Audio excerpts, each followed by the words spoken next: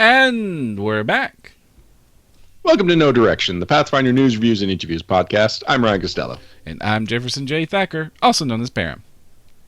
Longtime listeners of the show know that we are big fans of RPG Superstar, which, up until recently, was the annual contest game show where Paizo would invite freelancers and amateurs, fans, anyone who just wanted a chance to write for Paizo to submit usually a wondrous item, and then they would send them through the ringer, and at the end of all the eliminations, there would be one person that was standing as the RPG Superstar.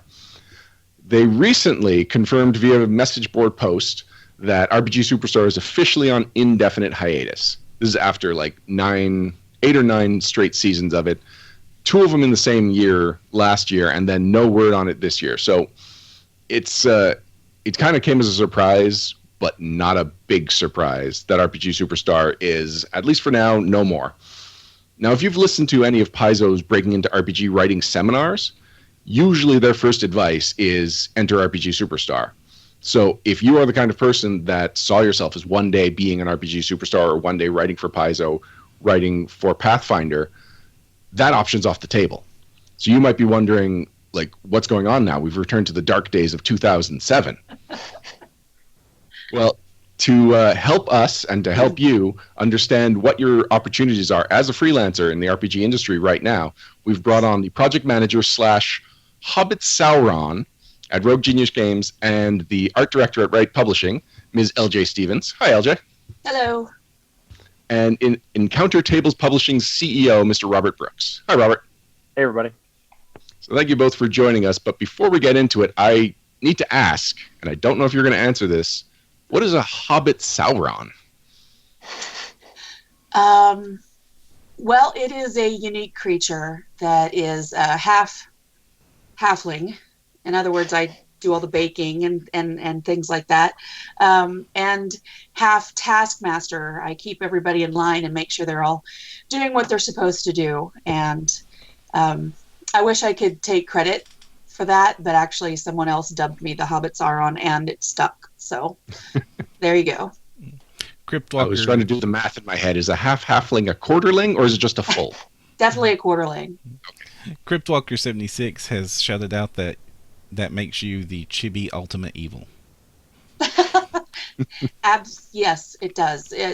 You can see my icon on roguegenius.com if you go to look. Well, Robert's been on the show before, but LJ, this is your first time on the show, although Yes. we are familiar with you within the industry. But why don't you tell people what are some of your experiences are on the freelancer side of the freelancer-publisher relationship? On the freelancer side, I started out actually as an illustrator. I did a few things for a small company whose name has now gone out of my head and it doesn't exist anymore, so it's okay. And then mostly did layout after that. And that's pretty much what I do now as a freelancer, is layout and project management, except for what I do for Wright, which is more in the art direction area. I do layout for Wright, I do layout for Rogue Genius, and I do layout for Legendary. And what got you to that point in your career? Like, how did you get into the hobby? How did you get to where you are now? In the hobby, about 15 years old, early 80s here, a hot guy from the swim team asked me to go play this game with him. And so I went, not knowing what it would be. It turns out it was first edition D&D. Made a cleric of Thor and immediately died because I didn't know to disbelieve an illusion. Believe it or not, I kept with the game, kind of kicked the guy to the curb, but I really enjoyed the game. So I kept playing. Did not have a good experience with my first few groups. They were all male, as most were at the time. And I finally decided I was going to start my own group with a few of my female friends, and we let guys come in. It wasn't like an all-female club or anything. We called ourselves the Supreme Leaders in Mental Entertainment, or SLIME. That was our club name. And we went on from there, and from AD&D to Call of Cthulhu, eventually to Champions, and the list goes on and on. I just never stopped. And what about you, Robert? You've been around the RPG industry for at least a couple of years, to my knowledge. What's your freelancing experience like? I didn't start freelancing until just I think a week or two before RPG Superstar. Adam Daigle actually gave me an opportunity to write a monster for Shifting Sands, I think, the 5th book of Mummy's Mask. And then after that was RPG Superstar, and then I got into the top 4 there. So it just kind of snowballed after that. Just good people giving an opportunity where otherwise it wouldn't happen. But it was honestly, Jim Groves is the person that inspired me to really take the step to do it. I didn't think I was even capable of it, and Jim was just kind of no, do it. You're fine. Anyone can do it with a little bit of motivation and the right mindset. And it turns out he was right. I think it's important. So, go ahead, Bram. I think it's important also to talk about what a freelancer is, since we're talking about freelancing as the subject today. So, LJ, could you explain what a freelancer is and what types of freelancers are available or are out there? Freelancer is a starving gamer who really wants to break into the industry. Basically, you're skilled in one area or another, either layout or art, or you write or you edit, and you do so on spec. Basically, there's no, it's not a permanent job. You just have a relationship with a small company or even a large company. Wizards and Paizo and such also use freelancers, and it's a way to build a relationship with somebody, really, in order to hone your craft and really get to know how things work. It's funny you're talking about, just the way you've described the freelancer's home life. And similar to what you said, Robert, about how it's just something that anybody can do if they just do it. Because I think it was way too long that I just believed that freelancers were full-time freelancers, that this is what they did, that you could live off this. The podcast had started before I finally dropped that perception that this is just something that people do in their free time, and that it's more of a passion thing that pays a little bit rather than something that pays the bills. Mm-hmm. Yeah, the free part of freelancer is more like how you get paid rather than what it does to your time. Oh yeah, that's true. A lot of feast and famine in the freelancing world. I actually did a seminar a few years back at Gen Con called the Care and Feeding of the Freelance Developer or something like that. I forget now. Where me and a few other spouses of full-time game folks, not sure how to put that, discussed some of what you do in the home life. And honestly, there's a lot of living on credit cards, and then while you've got money, you pay them off, and then you're back to living on them again. And my experience is a lot of people who are freelancers have a spouse that, or some other, person in their life who has the full-time job somewhere in an office and provides the insurance. That's the way it was for Owen and I for a very long time. And actually that is the way it is for us now, except it's reversed. So, he's the one working at Paizo, provides the insurance, and I do freelancing. I'd say full-time. It is full-time. It's more like time and a half for me. But it's not one job, it's 3 different companies and anyone that comes along as well. I also do graphic design for non-gaming people. I design logos and things like that. So it's, I would say, a double full-time job for me. Remind me to talk to you about logos later. Absolutely.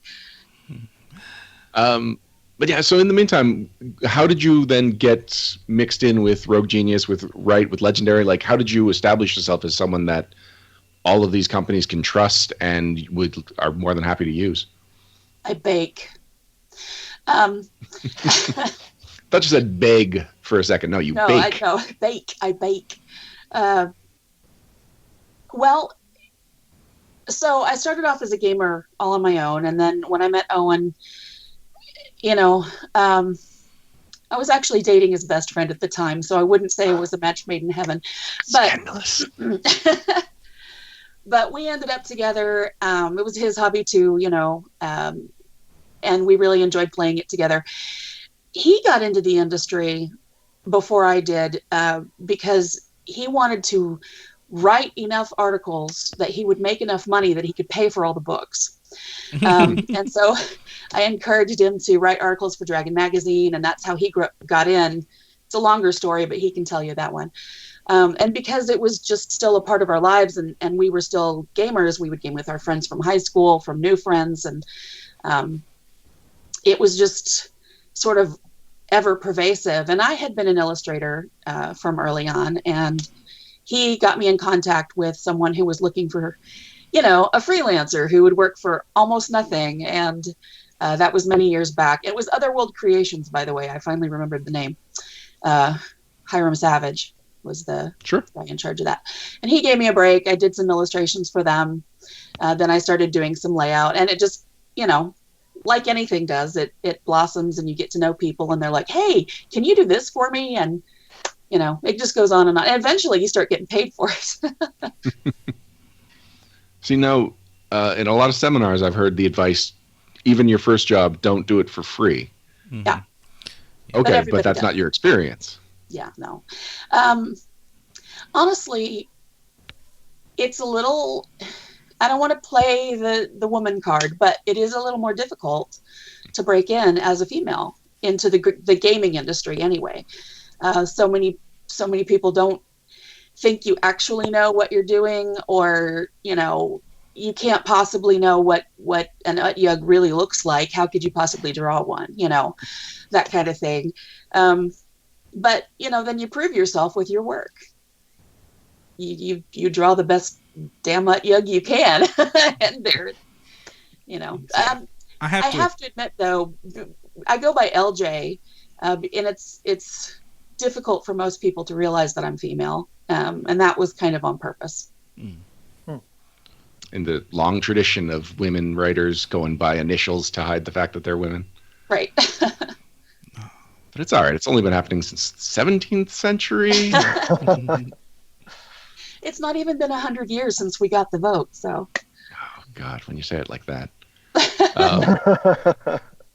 On a brighter side, I'm just going to hint at an anecdote that I'm not going to go on a tangent on, but what you were saying about having a supportive spouse is the reason that my wife, who is a biochemist, has a credit on the Internet Movie Database. Oh, really?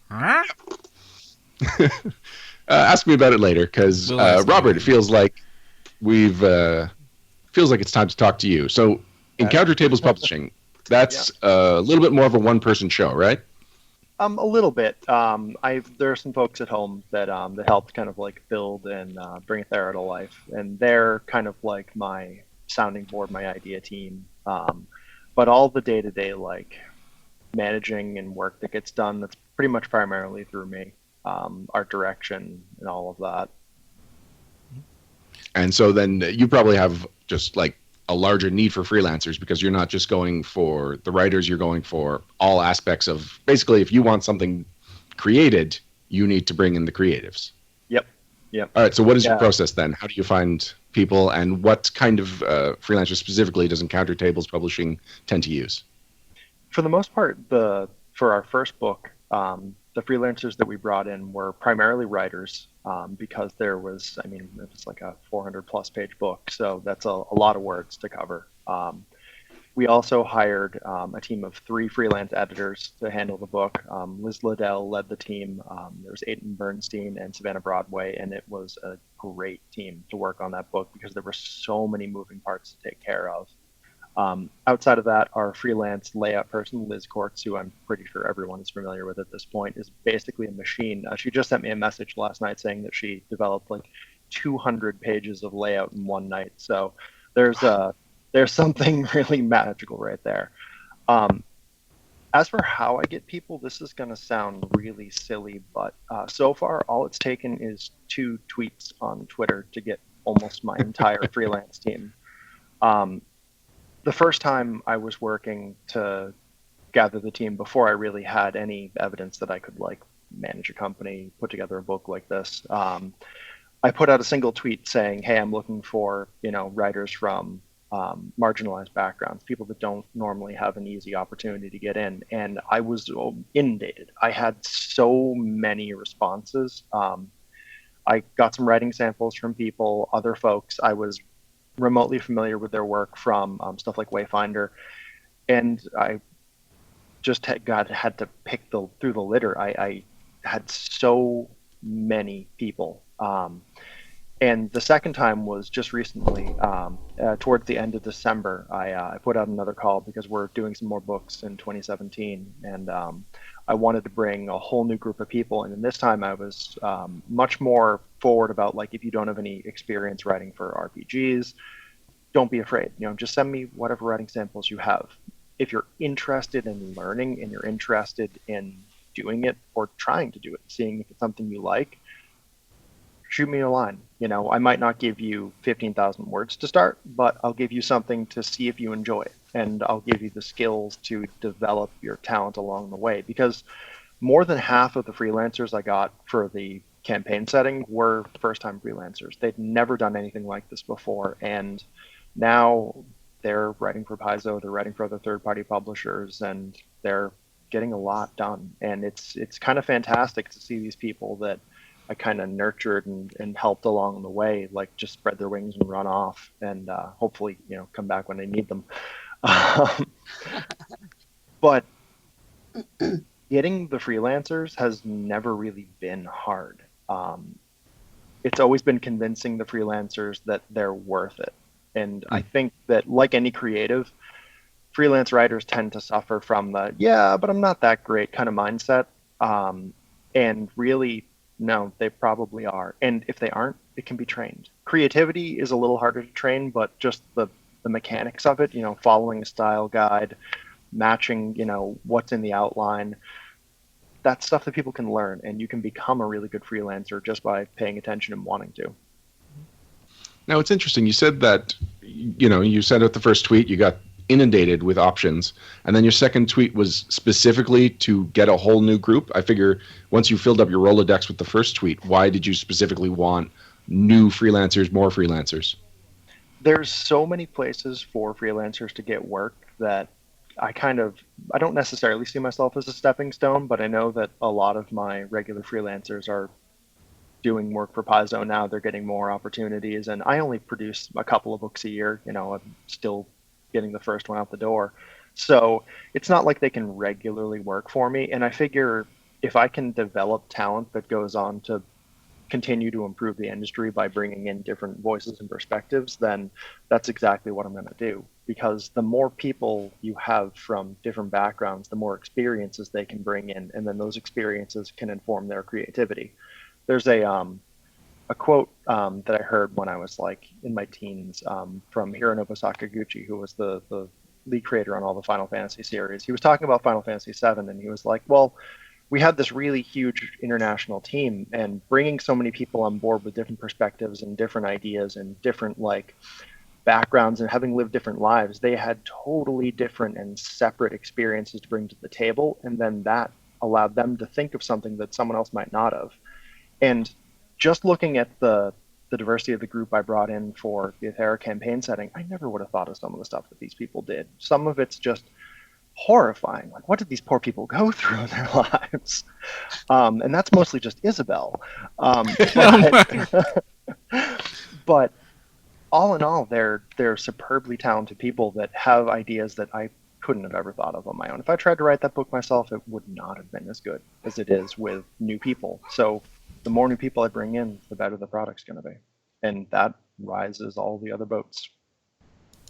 So I have to say, Oh, go ahead, LJ. So sorry. I agree that collaboration is really the best way to create something, because if you're allowed to do something just all by yourself, and soar as much as you want to, you're going to actually come up with something that most people aren't going to relate to. But when you've got a nice big group like that and everybody's checking and balancing, it really, really makes something nice.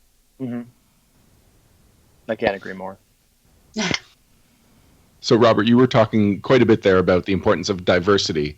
Now, one thing that always stuck with me and kind of really upset me was one time Jessica Price on her blog just said, like, was explaining Paizo's hiring policy and how the first rounds of interview, or not interviews, but first rounds of submissions are blind. They don't look at the people's name so that they don't know the gender, ethnicity, or anything. It's really just the resume that speaks to it. And somebody caught wind of this blog post and was talking about how this goes against discrimination laws about who you can hire. Basically, I don't think the person complaining had actually read the post, probably just read the title, and then was just saying that, like, if you are deliberately trying to make your creative team diverse, you are breaking the law. I don't know if those laws exist, but I do know that guy exists and people like that guy. So what are some of the are there any repercussions to taking these forward steps and making sure that you hire a diverse freelancer base? Attracting that guy is pretty much the repercussion. That guy is Donnie from The Big Lebowski, if you've seen it. Donnie needs to shut up. He's out of his element. Beyond that, no, not really. I mean, if I'm looking at someone's resume and I'm like, oh, white guy, nope, then that's shitty. But I'm not gonna. That's the exact opposite of what looking for diversity is, really. And there are plenty of people who, just don't seem to understand that, and they think that it's, oh no, they've hired someone who's different from me, now there's no room for me. It's like, no, there's plenty of cake to go around. There's too much cake at times. Just take small bites. So wait, tell me about this cake. The cake isn't for you. Okay. The cake where it's just the icing on the cake. That's the cake he's talking about. That's the best cake. This is now a podcast about cake. I'm still in. To happen eventually. I really, really want to do food and RPG episodes, so it's not completely off the table. Was it Adam I'd or be Wes happy to who be on wrote that one.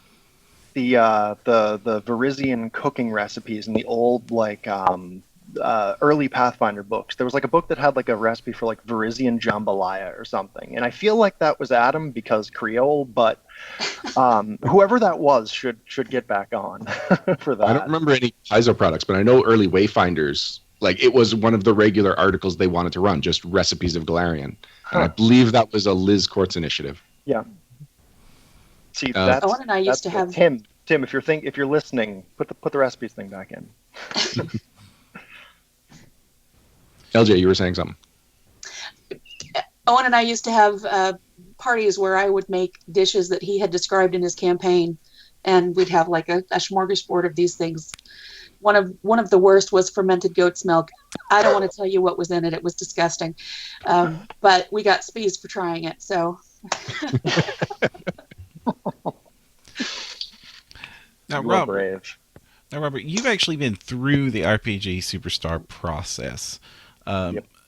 Looking back, how did that help how did that help the freelance initiative, and where do you think we are now that that's no longer an opening? That's a kind of an interesting intersection that we're at right now. RPG Superstar didn't, as a competition, it made my name recognized. I think that was where it gave me the most opportunity, was people had seen I was in it. They didn't necessarily know what I did in it, but they knew that I placed high, so obviously I had to be reliable or something. So I was able to get my foot in the door at places like Raging Swan Press. But the competition itself, it was designed, I don't think necessarily to develop talent, and I think that is kind of where its shortcomings were, and it puts us in a good position now that if Paizo does decide to bring it back, there can be a time to kind of circle the wagons, look at it, see, are we getting what we want out of it? Because the experience of RPG Superstar is so antithetical to the actual experience of freelance writing for Paizo. You're sort of kind of writing to spec, but not really, and especially with the adventure pitch finale, you never, on the rare occasion that you're Thurston Hillman, you never get to pitch an adventure to anybody. So that's just not a way things happen. You get an adventure sent to you with an outline for here's, the beats we want you to hit. Now fill in the blanks and make it awesome. So I think maybe bringing it more in line with expectation is good. And I think that's a way to really kind of improve the idea of the competition. And now we're in a place where there's not really a set date or time when it's going to come back. So there's a lot of folks who probably are wondering, like you said in the opening, how are they going to get in? And I don't know if I'm getting ahead of myself here, but there are ideas I have. People like Jason Sonia have had ideas on how to kind of fill that void. And I think we're in a good space now to try different ideas and see what sticks. Because if you look at RPG Superstar, look at the winners every year. Look for their names and then try and find like a second product they ever did. 9 out of 10 of them have only ever done one product. Some of them it's because they realized it wasn't for them. Others, mystery. So then you look down at the top four.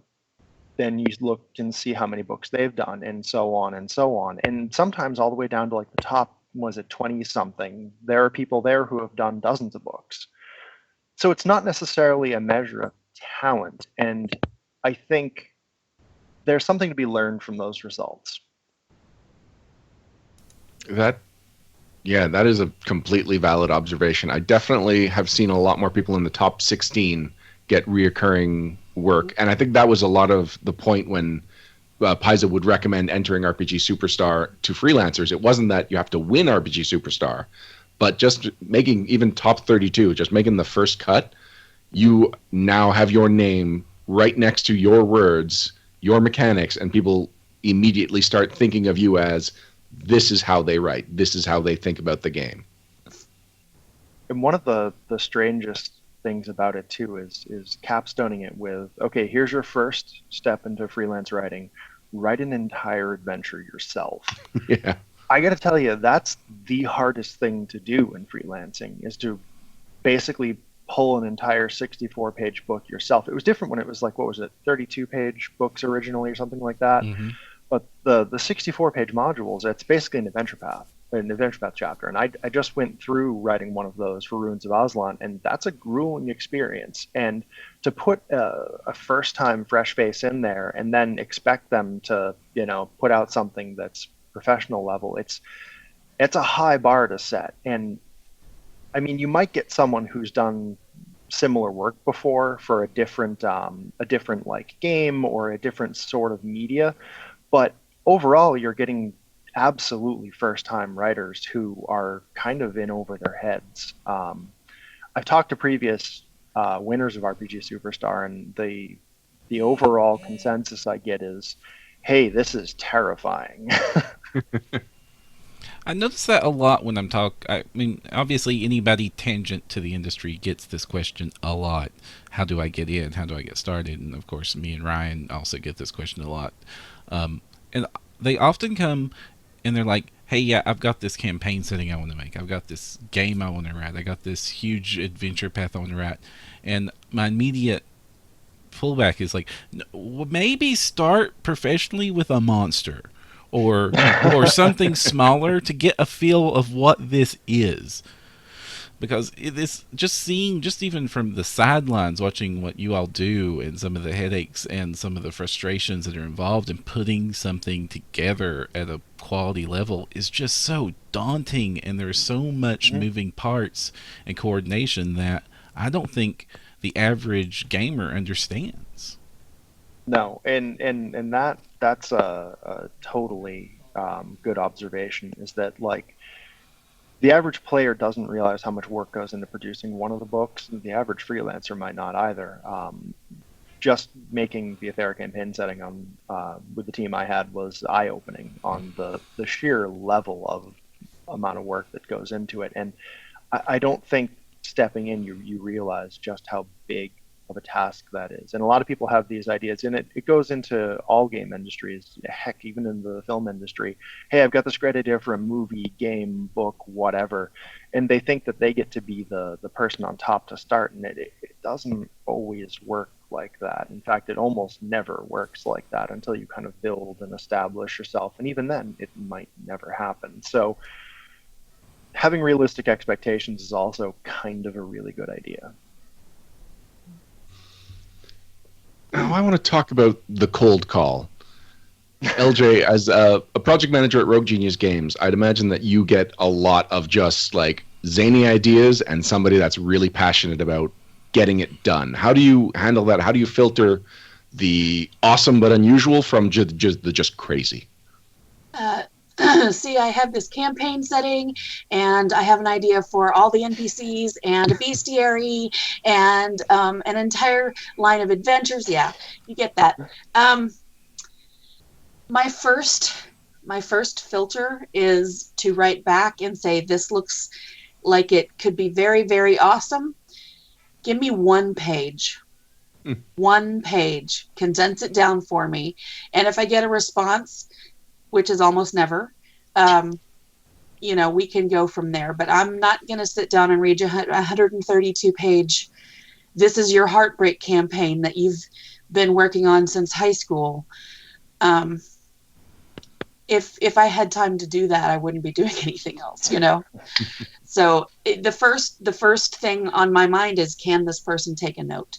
And if they can come back with a condensed 1 page, maybe even 2 pages, description of what they have in mind and what the crux of the idea is, then that's somebody I can work with.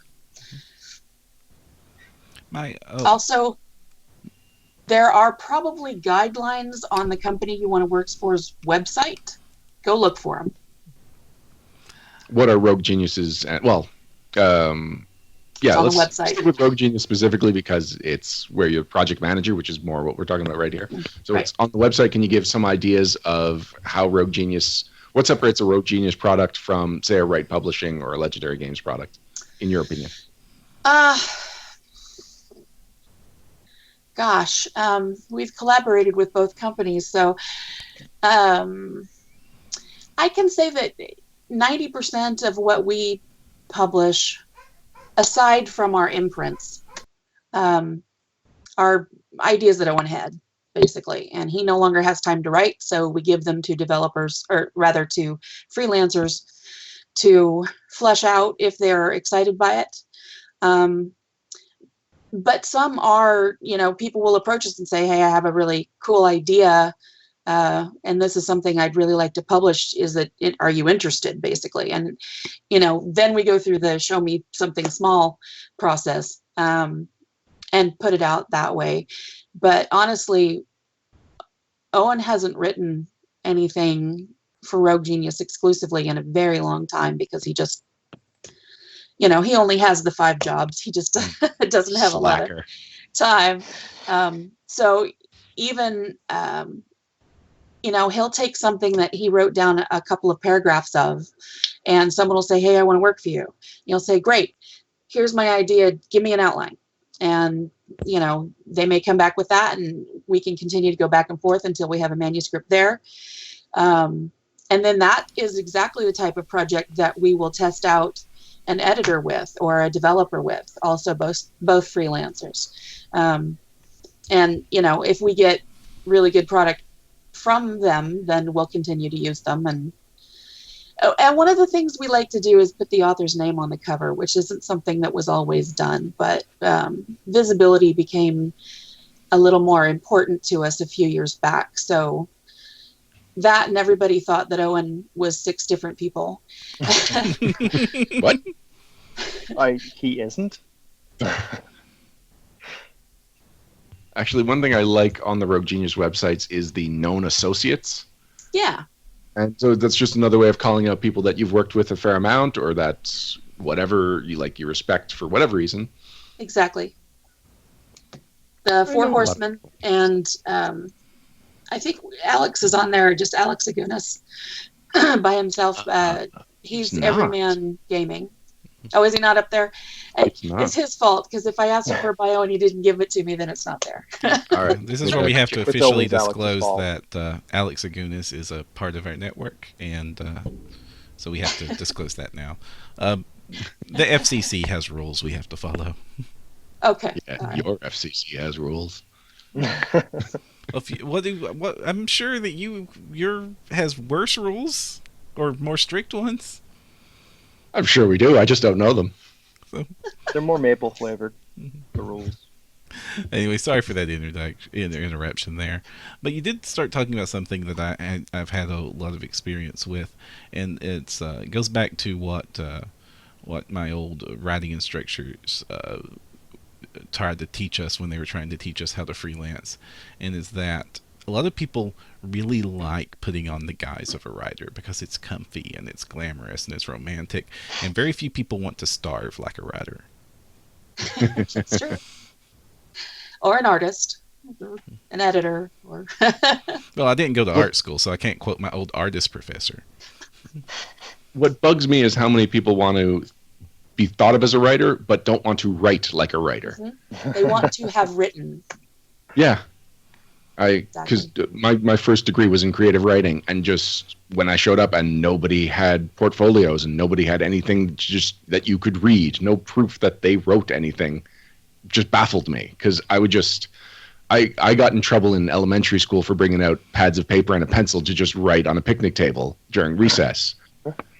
Because it's writing. Writing is awesome. It's its own reward. But no, apparently the name writer is a greater reward than the actual act of writing. Mm-hmm. What Did you horrible go to teachers school did in you a have prison? that they discouraged writing? They wanted to encourage me socializing, and it's true. At the time, I did not have any friends. Wait. Are you telling me that a game writer had trouble socializing? Well, at the time, I was just writing picture books. This is elementary school. This is like 5th grade. Mm-hmm. I hadn't It's discovered the forever. wonderfulness that is tabletop gaming yet. Mm-hmm. LJ, you mentioned you use freelance developers, and I'm surprised by that. What criteria goes into you hiring a freelance developer? What do you look for? Uh, Actually, let's take a step back. What's a developer? okay. It's backwards in your industry. A developer, actually, that's Owen's job title at Paizo. A developer is somebody who takes the work of a freelancer. Well, it doesn't have to be a freelancer, but usually it is, and molds it into a shape that is more like its final form. One of the things that I run into with freelancers is that they get a little precious about their work, and you just can't. You have to see yourself as a content provider, as you're providing the raw material that will then be formed into the final product. You can't be insulted when somebody edits or changes your words. You just can't, because you're not going to last very long.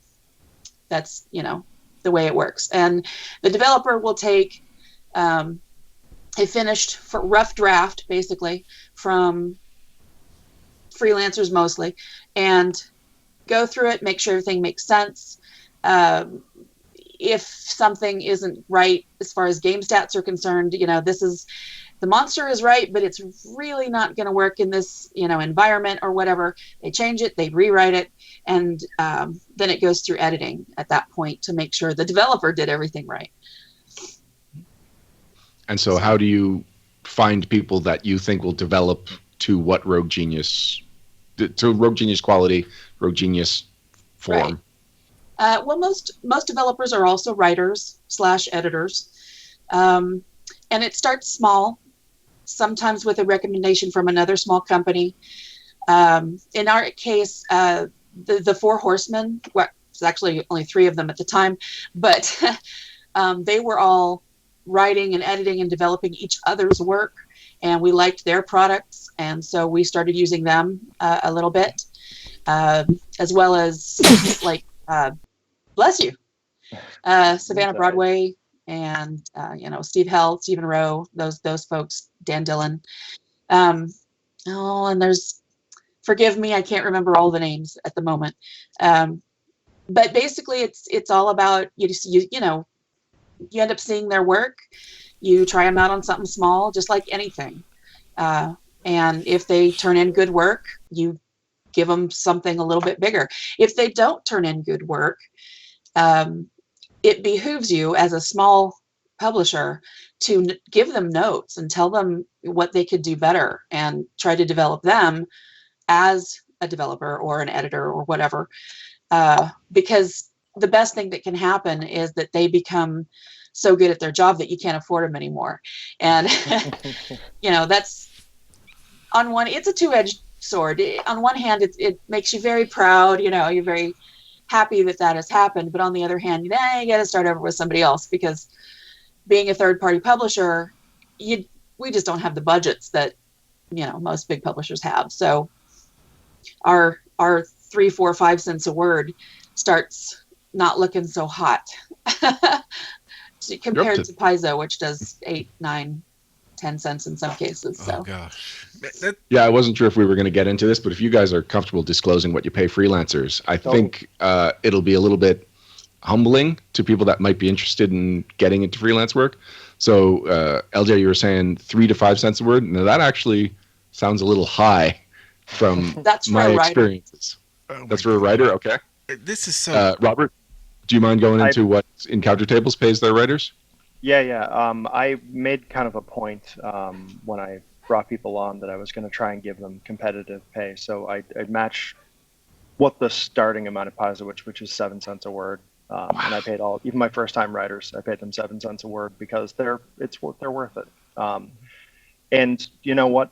Paying them that amount, I got a really good quality content from them too. So I think it helped motivate them too, thinking, hey, I'm getting paid the big boy dollars. So I don't know if there was a little bit of just a little bit of like confidence boosting there, but it pays off, and the writers seem happy and they come back. One of the other options that we use is royalties. If we don't end up having enough to pay, ahead of time or pay upon receipt or whatever, we do offer royalties to a lot of our writers as well, especially if someone comes to us with a mostly complete product and we decide it's good enough to publish, we develop it and all of that, then they get a pretty decent percentage of the profits. And this is where I usually promote Legendary, because their royalties are fantastic. I'm always getting a check from Jason at Legendary, and I haven't finished something for him in a while, which reminds me I have something I need to finish for him. Yeah, they're very prompt. Yeah, and the royalties come in every month, and hey, that's good for me. A lot of the names that you associate with the publishing are also famous freelancers, and they don't just do Paizo freelancing. They also, like you're saying, you work for Legendary sometimes. Is this like the snake eating its own tail? Will at some point the freelancers are just paying each other their own profits? It's very incestuous. It really is. Is it sustainable? I think it is. Yeah. And it's not all the same line. It's not all Pathfinder. There's all kinds of other stuff out there. Wright does the Diceless system. There's Mutants and Masterminds for Green Ronin. You name it. There's every system out there, and you might pay one person for one system and then write an entirely different system for another company and get paid for that. So. And some of the systems are so close to one another that if you're worried about like getting everything kind of like mishmashed, like you can jump from Pathfinder to 13th Age pretty easily in terms of writing the content. One's a little more freeform than the other is really the only difference. So like LJ was saying, there's so many different avenues you can take that I think the one thing it does help is it kind of brings us all together, all the different publishers, all the freelancers, everyone. We all know each other, which means we also do all talk. So if you fail to deliver on something without like good reason, or you're just really hard to work with, we're going to find out, and that can stay, like reputation can stay with someone for a really long time in this industry, whether earned or not. Can you overcome a bad reputation? I think so. Yeah, I've seen writers who have had their time in the dirt, and they've come back. You just have to be willing to kind of admit fault, and then look for opportunity and be a little humble and be like, hey, you got anything? And I've seen folks who who surprised me with their comebacks. So that's been kind of nice. Right. And don't badmouth the people that you dropped off. Seriously, it's not going to help. I'm not saying that you should not talk about it if you've had a bad experience with a company, but if you're at fault and then you try to break back in and then you go on social media and say, well, such and so company will never ever hire me again because I'm green, or whatever. It's a self-fulfilling prophecy. No one's going to work with you if the first thing you do is take to the masses and preach about how horrible you are. Yep. Boy, I'm wondering if this is a specific example, but we're not going to go into it because that would be petty. Mm-hmm. That's right. There is, but I'm not going to name any names. Okay. I mean, there's not anything relating to that, but there's been some really prolific comebacks. I mean, not to go into specific examples there, but there have been examples of huge, how do you call them? Patron-funded projects that have been massive failures, and some of those artists have still managed to come back into the industry. And not failures to fund, but failures to deliver. Yeah, failures to deliver. Some of them deliberate, I think, but not overall. You're right. But Kickstarter is one of the things that I was thinking about as I was talking before. I am not going to encourage everybody out there to run a Kickstarter to fund your own project. It is an avenue, but it's not a guarantee by any means. And you can wear yourself out running an unsuccessful Kickstarter. You could wear yourself out running a successful Kickstarter. Yeah, no kidding. But I will give one piece of advice. Do not start one unless you have all the writing done beforehand. And don't start promising new books for stretch goals, because that is a path fraught with peril. So there you go. That's my free advice for that. That's good advice, and it's a couple of years too late for me. Yeah. Yeah, Sorry, it's hitting close to home, but luckily, because we had a Kickstarter to fund one of our upgrades in our equipment for the podcast, and one of the goals was that I would write an adventure and I would bring in these freelancers, and we are almost 2 years late, or over 2 years late, but we are on track to actually deliver, which is that's been revealed for the last couple of months. We've been talking about it, and there have been many apologies, and I have not taken any freelance work since that Kickstarter funded. But yeah, that is definitely close to home, LJ. Sorry about that. No, totally deserved. We are currently behind on one of ours as well. Well, that's unacceptable, LJ. I thought you ran a professional. Someone behind the on key a to that is to keep Kickstarter? communication open, though. Yes. I'm not going to keep going on that. I don't want to beat you up about it. So, but we are behind on the Talented Bestiary, and we're just updating every week. Campaign settings, I think, a little year-ish, close to a year late, because I grossly underestimated how much effort it would take to make that book. So, those things happen. That seems to be a common trend in every single creative endeavor. Everybody underestimates what it's going to take. Exactly. And I think everybody who patronizes Kickstarter and Patreon and GoFundMe and any of those creative efforts, I think people understand that's going to happen on probably at least a 50% basis. Yeah. I would be surprised if it were any less than that.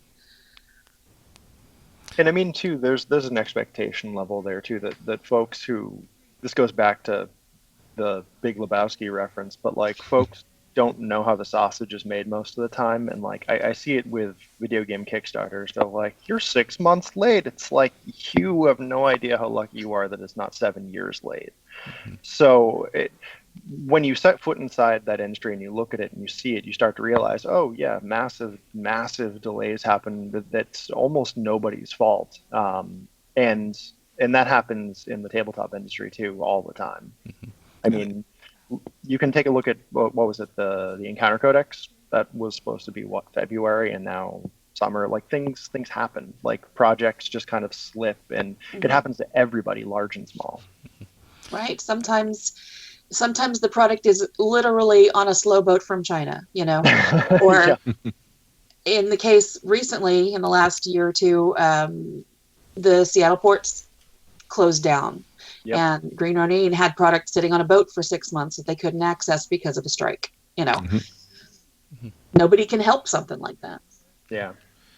And one thing that's frustrating is that when a Kickstarter is honest and says, like, here's our delivery date, it's a year and a half from now, people are like, well, I'm not going to back it because that's a year and a half from now. But if you are dishonest and say, I'll deliver it in 6 months and then just apologize for a year, you're more likely to have funded.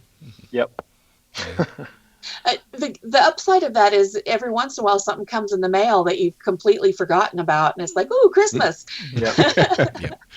I will say that the one sin, like the one thing I don't forgive, like I pledge a lot of Kickstarters, and about 50% is my ratio right now. I guess don't trust me at Vegas. So the one sin, like I usually give a pass on late Kickstarters because, of course, like what were you thinking? Absurdly late, I get grumpy, but whatever. What gets my goat is when I get the rushed to technically complete your Kickstarter, and I get a piece of hot garbage that you rushed out the door just to get it off your plate, and I will never trust that author artist again. I agree. So what we're talking about is a more modern problem or issue that we face in third-party publishing. I want to talk about an older one. Basically, when the 3.0 came out and the OGL was introduced, we had publisher bloat. We had just too many publishers that were out there. They were like, I can get a piece of the Dungeons and Dragons pie, and then they ate way too much, and then everyone was just sick, and they were releasing hot garbage products. Mm-hmm. What is the state of like the number of publishers, the amount of third-party products that are going out there? Is it sustainable? Is it a comfortable amount? Has the industry figured itself out? I guess we'll start with Robert. I think it's kind of a self-curing disease in a way. I mean, if you're putting out hot garbage products, no one's going to buy it, and then you're going to go away. And that's basically what happened in 3.0 was, I mean, I can't count the number of times I went into a game store and flipped through something and was like, this got written? Was it edited? And, I never bought it. And then I didn't see them on the shelves again. So, you get what you pay for and you get back what you put out. So I think that sort of kind of manages itself. If there are a lot of publishers out there putting out good things and there's people buying them, then they're going to keep making them. And if there isn't a market for it, the publishers are going to dry up. My favorite example of 3.0, like poorly developed, poorly designed, poorly executed product was called The Guide to Semantic Components. Like, it was like, oh no, this is your title and premise. I want this book. Right? Can you find that? This exists. I'm not making this up. You know what? Check Drive-Thru RPG. Maybe it's still up there because I'm gonna look. No, I want that book to exist literally, though. Yeah. Like I see what you did there.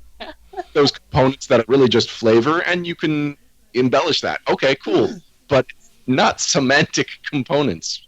Yeah, you just that's just precious. I love that. I think I need a copy of that. I mean, this is the video game industry seeing the same thing. Ever since Steam made it easier to get your stuff on Steam, I mean, like 40% of Steam's entire library was published last year, which is insane. And because the gates are just open there, and it's providing the same sort of thing that we saw when DriveThru RPG opened up the way forward for the third-party publishers to publish on the OGL, and that huge floodgate hits, and you see everybody just throwing what they've got out there, whether they've got the talent or the effort or the grammar in order to make this work, is just hitting the shelves in masses. And a lot of people are complaining right now that even on Steam that it's ruining Steam because all the good games are just going to be drowned in a slew of garbage. How are you going to find the good stuff? But it's been my experience that the good stuff does sort of most of the time rise to the top, and it becomes obvious, especially after a publisher's second or third game, that this is a quality publisher as opposed to somebody pushing out a broken piece of garbage. And there's another element to that too, based on just, I mean, the time period we're in. I mean, when 3.0 came out, what was social media? Nothing. You know, Yeah. someone's live journal. Like you're not going to get the word of mouth that you have now. And if someone likes something and it gets around, it will get around, and people will find out about it. The marketing itself is different now because of social media, and indie games kind of live and die by their Twitter accounts most of the time, which is why when you see one go dark, you know something's gone terribly wrong. That, and you have to pray to the god in Zeitgeist. Hmm. Does everyone want to just give a shout out to Zeitgeist? Whoop, whoop. Okay. Well, the in Zeitgeist is our version of the Total Biscuits and the Jim Sterlings and the YouTube reviewers in the video game industry. Just Yeah. a prolific opinion that has proven itself reliable. Hmm. Absolutely. I remember the first time he gave Rogue Genius a bad review. Owen had to celebrate it because he didn't know what else to do with it. But on the other hand, it was full of really good notes, and we fixed the product and republished it, and then he gave it more like I think it went from a 1 to a 4. Oh, wow. So That's a big jump. That's a significant jump. that's one thing I do appreciate about him, is that if you really pay attention to what he's doing and redo your product with those notes in mind, and you fix the problems that he points out, he's absolutely willing to re-review. In these moments, this is why I'm so glad I associate with so many different people, because I've been forgetting to put the things that I have out there now in his hands, which is probably something I should have done months ago. I need a secretary or something. I think he's registered as an official reviewer with DriveThru, isn't he? Oh, yes, definitely. yes, he is. So he gets the So products. anytime you upload something, at the bottom of the page, you can click send to reviewers or something like that, and that'll go to Oh, wow. Mm-hmm. Oh, okay. Well, that's good to know. That's I'm learning. I think we may have skipped one of the ponies when we were putting this together. In fact, that if you're really into this industry, how do you get in? Like, let's say I've got the coolest idea ever for a reasonable product, not my home campaign setting game system set of plushies and miniature figures. I've got a really good set of 5 monsters. How do I get this in the world? I think it's hard to get your own thing out there to start. You have to get in to make your own product, unless you're willing to start from the ground up and build your own company name, reputation, all that. Just getting into the industry, searching for open calls, watching spaces like Twitter, and then cold calling, reaching out to a developer or someone who has a contact. I mean, everyone at Paizo has their email just right out on their website. My email's out there on our website, and I don't mind getting an email or two here and there, because that's how I make connections. and keep in mind that everything you said is correct, but chances are, once you've written your product and it's perfect the way you like it, you submit it to somebody, they are more than likely to go, hey, this is pretty good writing.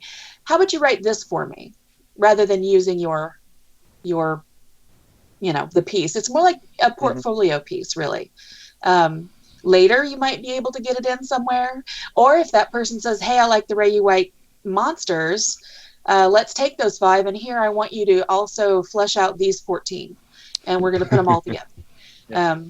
Yeah. So it's like how it's been described to me, getting into novel writing. You write your first chapter in your outline, and you send that around, and then someone's going to say, that's awesome. We want you to ghostwrite, X. They're not going to publish your book, but they're going to give you a chance to break in. Tim Nightingale just joined chat, so I think we should all say hi, Tim. Hey, Tim. He's asking how much he missed. Well, Tim, you missed your first shout out, but Tim, there will you probably did. be more. I'm going to reiterate it for him, though. Recipes, put them back in Wayfinder. There we go. I think there's a market for it. The show, they're asking how much they missed. The show is currently hitting its hour and 3-minute mark.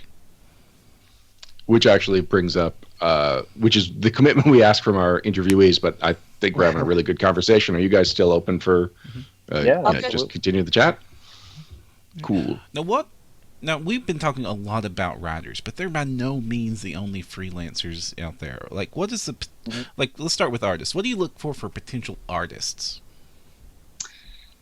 Being the art director for Write, I actually get quite a few on the Write website. There's if you want to be an artist, give us a link to your portfolio and tell us a little bit about you. So first, if they can't follow those instructions, out. Secondly, if the portfolio is not reachable, I've had some where the website's down or something like that. I might go back a couple of days later to see if you have it up, but otherwise, not going to spend time trying to chase you down. Your portfolio needs to be easy to navigate. You need to have images on the very front page. It's amazing how many artists don't actually do that. Their landing page is nothing but their name and a click here, and that it turns me off so badly. I want to see some kind of graphic. You're asking me for jobs doing art. Show me your art, page 1. And then, you have to have a little bit of talent. If there's, I'm trying to be diplomatic, and maybe I shouldn't be. If your art is little more than conceptual stick figures, like mine. Cannot wait for the end of this sentence. Yeah, I'm probably not going to spend the time helping you improve that art, since I have no relationship with you. I'm likely to just go, great, thanks for the submission, and move on. Sorry. Cool. But on the other hand, you all are probably familiar with Jacob Blackman. Actually, that's really adorable. Yeah, it's the orphan eyeball. Oh. Is it time for our weekly plug of Jason Blackman? Yeah. Jacob Blackman, sorry. So, we all lived in the same town for a long time. And, he was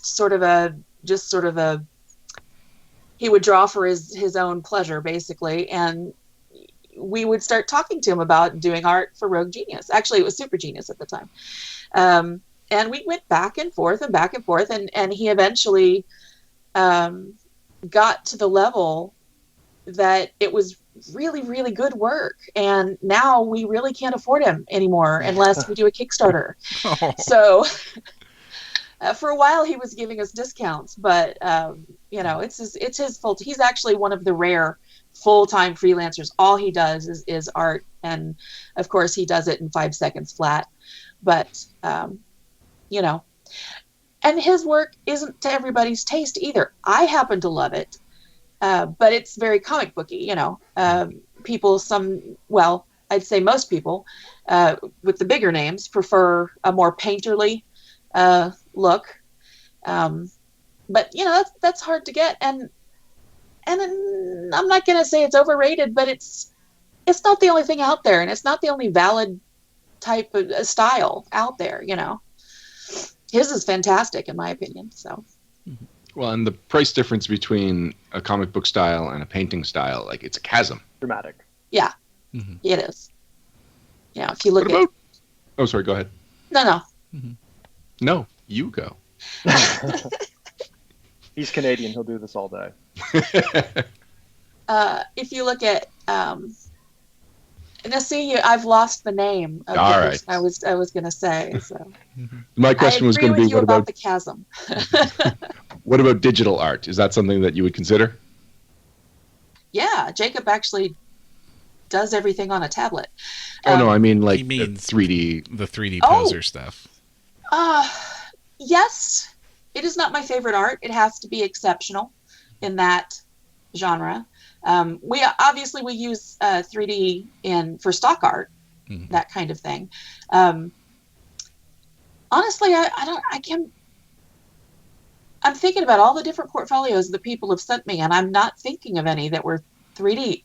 And it's completely reasonable. I mean, it can be quite good, but it needs to not be figure standing there holding spear. The It has to have a dynamic. Most of that art is. the software makes it to where it's easy for anybody to make mediocre art. And I don't mean bad art. I just mean Yeah.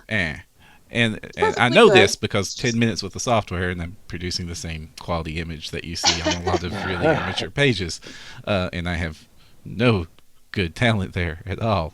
But I have seen like the exceptional work. But from what I understand from that industry is to do good 3D art takes 10 times as much time as it takes to do good 2D art. And you have to also be good at 2D art to get the good 3D art.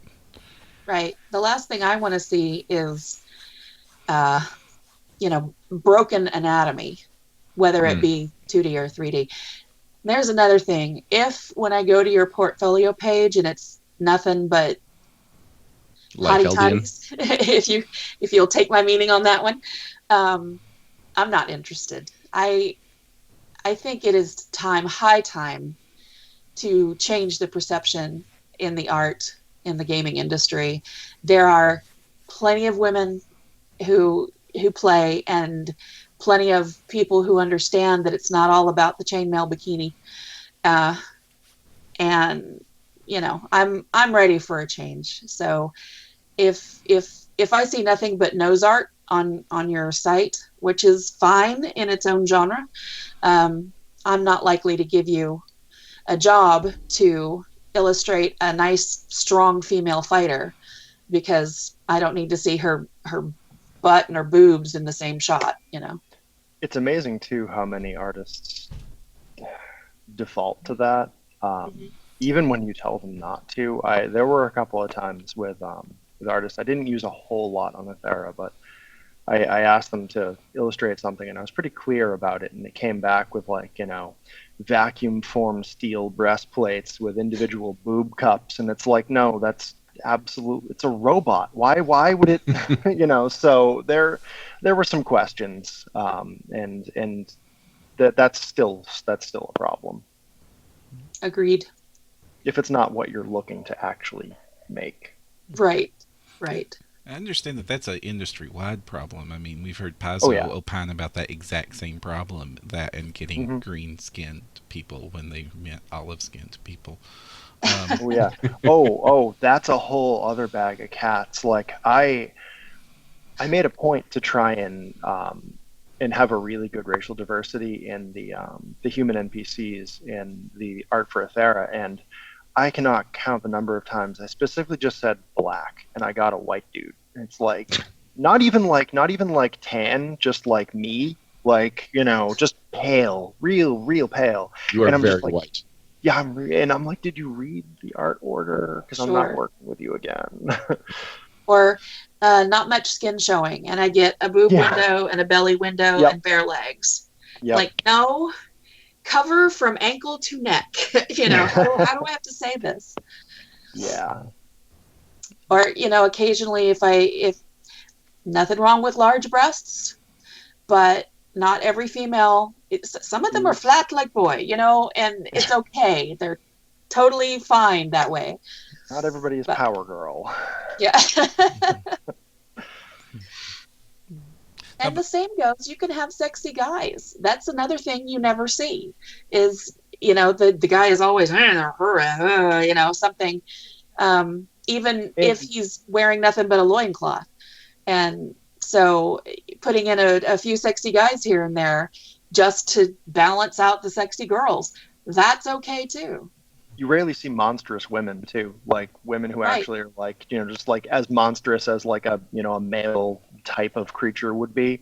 And in that, Paizo does some really good stuff with that. I know Wes has pushed for the male succubus thing for a long time, and go him. So has Owen, actually. Yep. Oh, yeah, I think it was Owen that did that. I am miscrediting people. That's okay. Well, I mean, think like one of the most disturbing images I've ever seen was the Grawl family, and that had the very monstrous Yes. female leader, and I'm just uncomfortable every time I have to recall that adventure. So Let is me everyone just who's say- played it. Sorry, I didn't mean to interrupt. That's Let me just say definitively, lizard people do not have breasts. Yeah. All right, but what about minotaurs? Well, I suppose they can have udders. But they never do. No, they never do. You know, else? mammal. I had that same problem with plant people for my Mhm. campaign. Oh, setting. Like, Insect no, they're, people? They're genderless plants. They don't have no. Oh, okay. You just all right. Well, It has a really Maybe they're big imi- stamen. they're mimicking human culture then. Okay. Adam, It's funny. A bad piece of art actually spiraled out into an entire concept for them, but that's kind of neither here nor there. But yeah.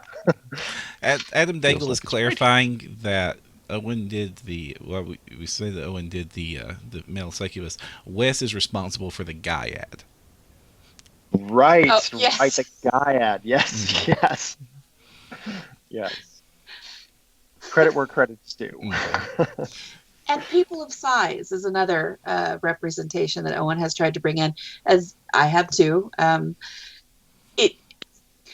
I actually find it's my own bias because I don't particularly like the way I look, but who does, but finding representation for myself, I actually kind of have to force myself to ask for those things. Mhm. So that's my own little personal peeve right there. That's a challenge to get to. Some artists, I don't know if it's a verbiage thing or if it's just they're accustomed to drawing like the masculine athletic heroes, but it's hard to get someone of a different physique. Sometimes you have to really kind of go back at them a few times, and they don't always like that. Right. Can I go I on like a to use pro the term wrestling pleasantly tangent clumsy. about this? Oh, pro wrestling tangent. Yes, in fact, I'm wearing my Kevin Owens show T-shirt, and Kevin Owens, if you've ever seen him, does not look like a wrestler. He's got a pot belly. His arms are large but not defined, and one of the complaints he always heard while trying to be a wrestler is that he doesn't look like a wrestler. And then you've got on the opposite side where people are developing art, and it's like we should have some larger people represented. It's like, well, they're not athletes, and it's like people don't think of those athletes because the ones that are athletes are told you can't be an athlete because of how you look. You ever watch sumo? Yeah, I love this. and it's just a matter of the things people think of when they think of athletic is like Conan, the huge bodybuilder people that are actually like at their frailest point because they're dehydrated, their skin is tightly wrapped because they're dehydrated. But if you look at someone in like the strongman competitions, like the guy who plays the Mountain on Game of Thrones, the dude is built like a tree. He's just a trunk with arms, and Yeah. that's where actual physical strength comes from. But the common perception in art is that no, you got to be like cut like a marble statue, and that's Right. not always Ripped. the case. Yeah, 12-pack, or udders. The volleyball player body or the swimmer body, like the people that Yep. when you put on a baggy shirt, you cannot tell that they are athletic. Those are actually some of the most physically conditioned and just overall athletic people. Yeah. And you're not going to get too many volleyball players as barbarians in artwork. Yeah. because people just are mistaking what strong and fit should look like. Looks like, yeah. American Ninja Warrior is a good place for that. Mhm. Because yes, there are the people with the 4% body fat, but at least half or Mhm. more are not people that are athletes in their professional lives. They're just people who are fit, and they're not necessarily, what we were discussing earlier. They're just average but strong and live and happen to be dexterous. Mhm. And this is a ongoing trend. Thankfully, goodness, this has been a trend that's been picking up steam for the last decade or so. I mean, before, I can't think of too many people having this conversation publicly and getting focus spotlights. Conversations like this 10 years ago, back when I was collecting magic cards and everybody looked like in Jim Lee style comic art was the only thing that existed, and the only thing and basically every female superhero was just wearing paint. Yep. Yeah. It's funny, I have a Frazetta calendar I just put on my wall, and looking at it, I'm like, wow, that really is what was iconic for fantasy and science fiction for decades. And Paint and high heels. Yeah. yeah. And no cape because you can't see their butt. Or really short ones. Yeah. And hair. Just the hair. All the hair. Every hair. And the spine is completely optional. Uh-huh. Yeah. Well, I've All enjoyed right, this rabbit hole, but it has kind of drifted away from what we talked about freelancers and that to death. So again, learn how to take a note. Okay. Well, those are the two obvious freelancer categories. What are the other categories? You guys mentioned layouts and editors. These are other important parts of the job. I was going to let LJ go first. Okay. Editors and developers come from the same pool as writers, generally. Although, like me, I edit. I do not write. I have rewritten, and I have written a few little like fluff and descriptions and things like that. But I'm not a hard, crunchy kind of person. So I can edit. I have developed, but not super in depth. But I know what to look for in that kind of person. First of all, in the emails, did they bother to reread it? Are there big mistakes in their emails? I mean, that seems really petty, but if you're applying for a job, you're not going to misspell your name on the application. You reread your stupid email before you send it. We touched on this a little bit earlier. You look for people who seem to understand the English language to begin with, the game system for developers mostly, because that's where your double checking is going to come in for the math, basically. Did you have something more to add to that, Robert? Mostly just that the idea of a freelance developer, at least from what I'm been kind of learning, is something of a new concept with larger companies. The concept's been discussed. It's in practice. Yeah, I don't know if anyone's made it public or not yet that they're doing it of the more large companies. But it's an interesting niche where you're not necessarily working by word count. You're developing a certain number of words, but that's a different task than really writing them. So the frontier of like what you pay someone for that is a little different than necessarily an editor. There's a lot more interactivity that goes in with it than editing is. But freelance editors you have to have one. If you're a publisher and you don't have a freelance editor, then you're putting out something that might be the hot garbage we talked about. I was fortunate enough. Adam Daigle recommended an editor to me, Liz Liddell, who does work for Paizo, and she is phenomenal. I don't know if she's hard up for work or not. I doubt it. But if you're looking for an editor, she is just absolutely top tier. Jason Keeley is another one. Mm-hmm. If we zoom out again and just say freelancers, regardless of type, what are the qualities you want in that person? Communication, straight up across the board. How are you doing? What are you doing? Are you having a hard time? Are you going to be late? If you're going to be late, usually that's fine. Products are designed with a little bit of flex in the window, and for smaller publishers, sometimes it's even easier, Yep. especially if it's a digital only product. But if you go dark, if you stop responding and you're late, then panic bells start sounding, and eventually you're going to get an email that says, "Well, hey, nice working with you, but we're just gonna make this ourselves," or worse, and that sticks with you forever. And I mean, you hear through the grapevine whether you want to or not when those sorts of things happen. Communication, though, every PaizoCon, there's a freelancer forum where Paizo gets together with their regular freelancers and says, like, here's some things we're looking at, here's some things you should be aware of, and please talk to us is always point number one. And I can't stress that enough for anyone working in the industry or wanting to work in it. Just even if it's bad news, it's better than no news. Agreed. Absolutely agreed. That is number one.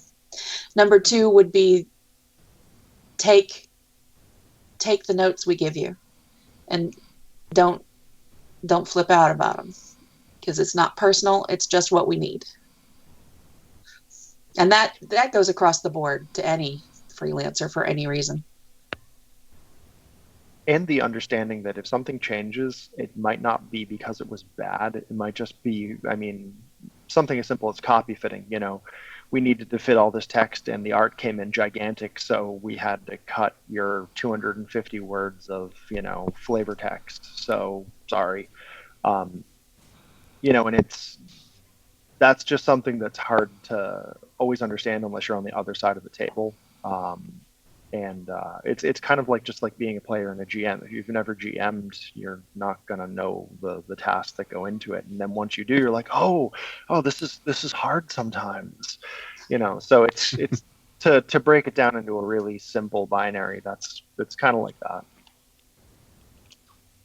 Excellent. Well, thank you guys. I think we've had a really good conversation. I think that anyone that wants to consider freelancing has had some hard truths and also some very valuable lessons explained to them throughout this conversation. And I want to thank you both. You both brought really good insight from different perspectives, and it really came together into really insightful conversation. I appreciate being a part of it. Thanks for having me.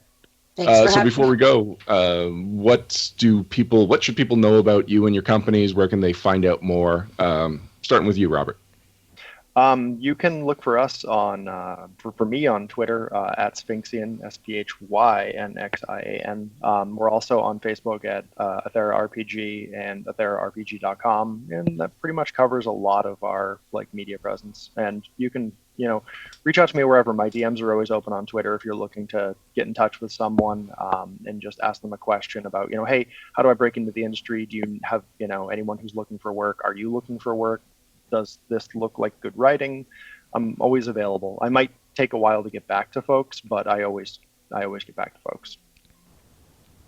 Athera's not out yet, right? We're kind of on the cusp. No, it's very, very, very close. It's in layout right now. Okay, it's in. Okay, cool. And LJ, when can people find out more about you and all the companies you work for? RogueGeniusGames.com for Rogue Genius. You can always contact us through there. There's a contact page.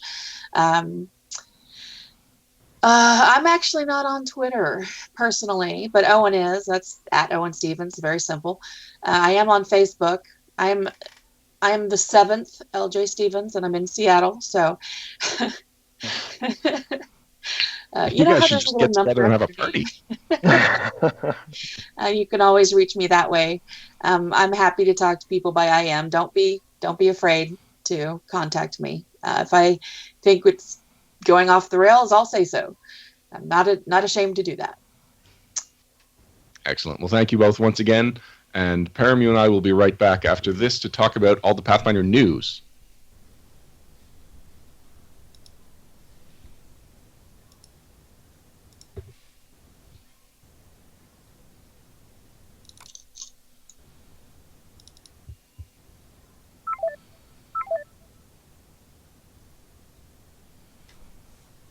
Blah, blah, blah. Pathfinder news. And we're back. In the Pathfinder news segment, we like to talk about all of the things that are happening for Pathfinder from Paizo, from third-party publishers.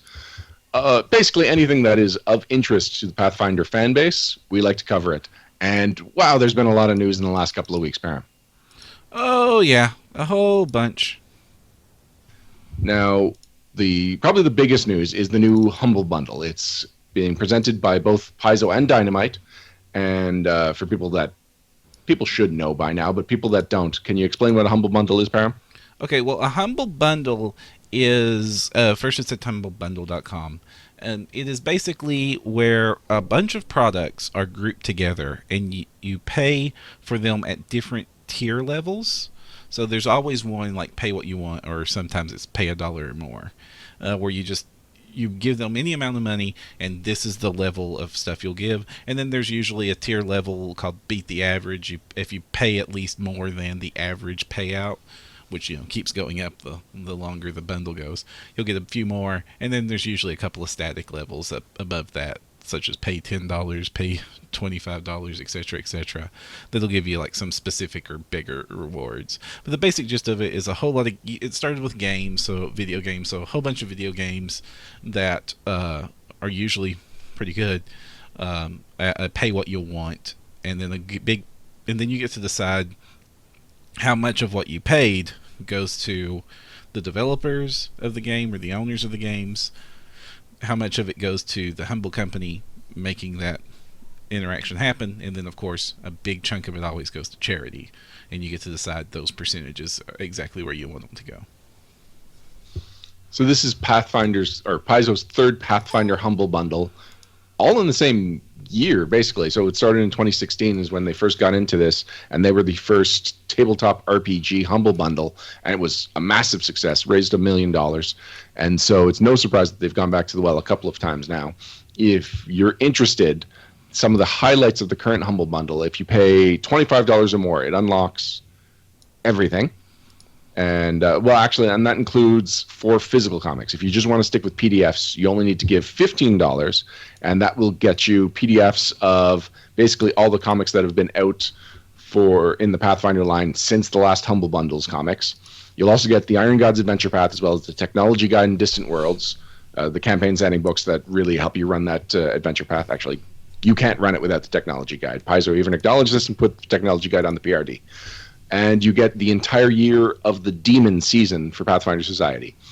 Those are the highlights. There's also a whole bunch of other PDFs. You'll get Ultimate Campaign, the Bestiary.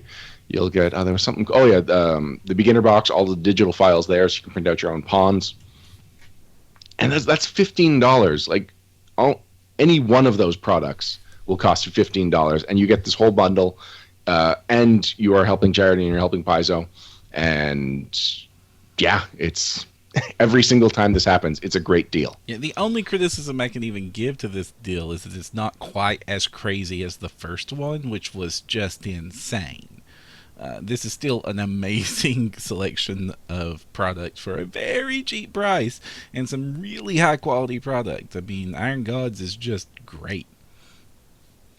Yeah, I really appreciate that Iron Gods is the adventure path that you can get in this one.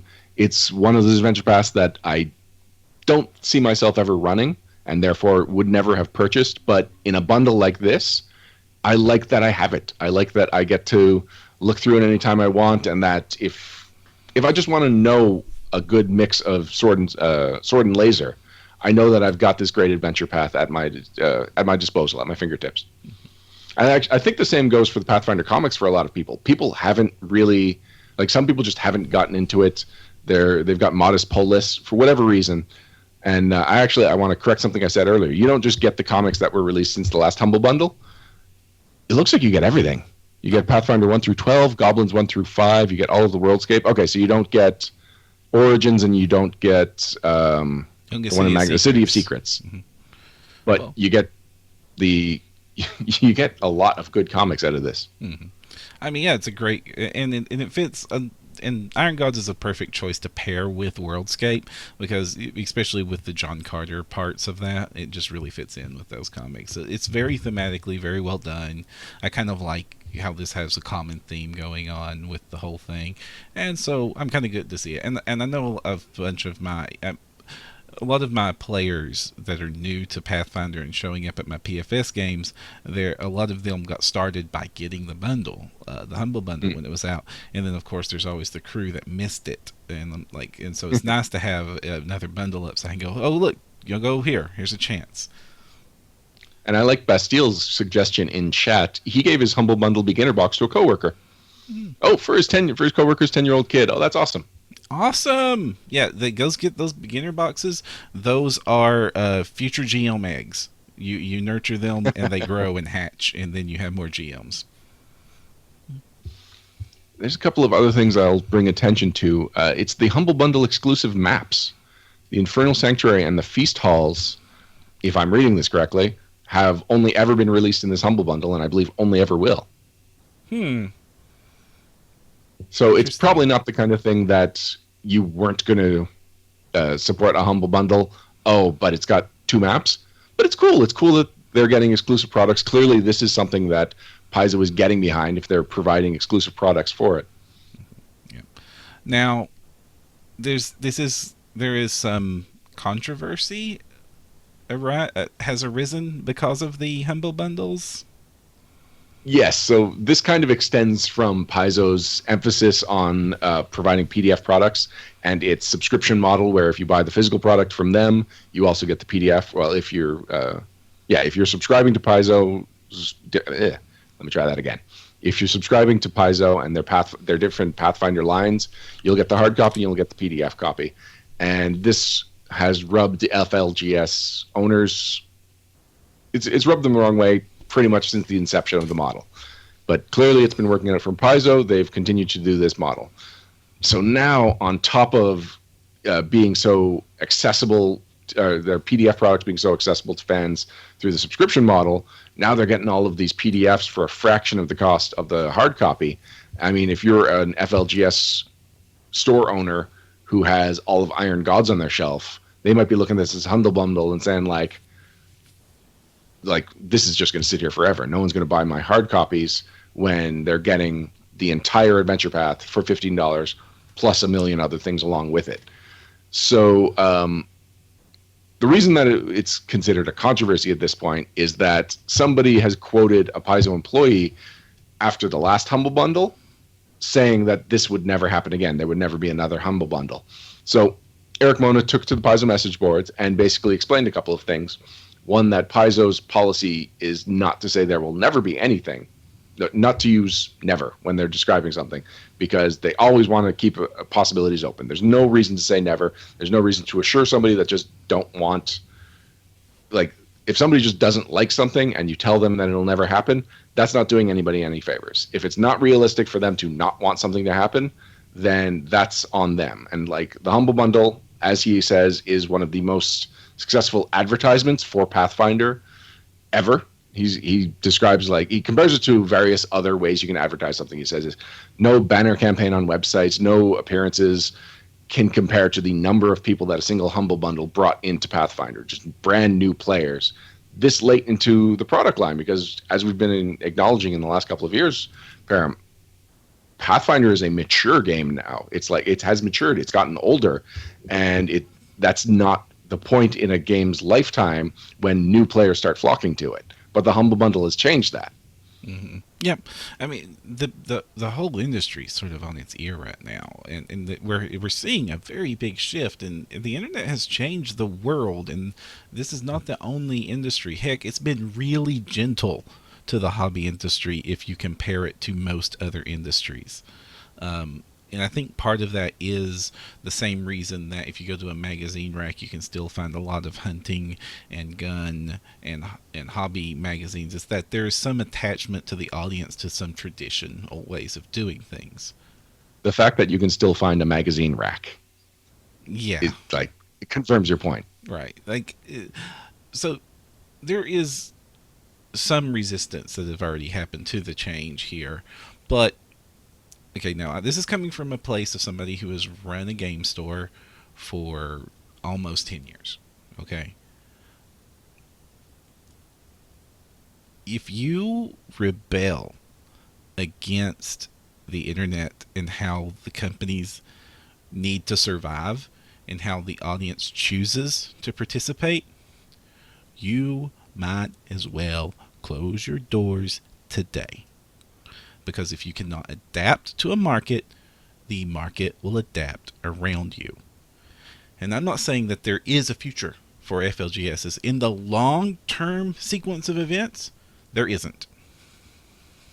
I mean, if we follow this trend line to its eventual conclusion, every single FLGS will eventually go out of business, except for maybe one or two that survive as the online's FLGS mega network. Publishing direct is the future of this industry because this industry doesn't have enough money in it to sustain the larger. I mean, the magazine industry is having a hard time in the digital age. The newspaper industry is having a hard time in the digital age. The music industry and the movie industry is having a hard time in the digital age, and they are some of our strongest sections of the economy. There are not billions of dollars in the RPG industry. That money doesn't exist. There's not that many interested people. A good selling product in the independent space sells hundreds, not thousands. Some of the best stuff does better. But the truth is we are not video games, and they have had to adapt. We are not the RIAA, and they have had to adapt. We are a niche market that even the people creating it can often not afford to pay their employees that make it full time, as we've just heard from our guests. The fact that your stores have existed this long is a miracle. And if you look at other markets, it's already happened. If you look at the UK market, the game store is not the play space. If you look at the Eastern markets, the game store is not the play space. The gamers have had to make their own play spaces.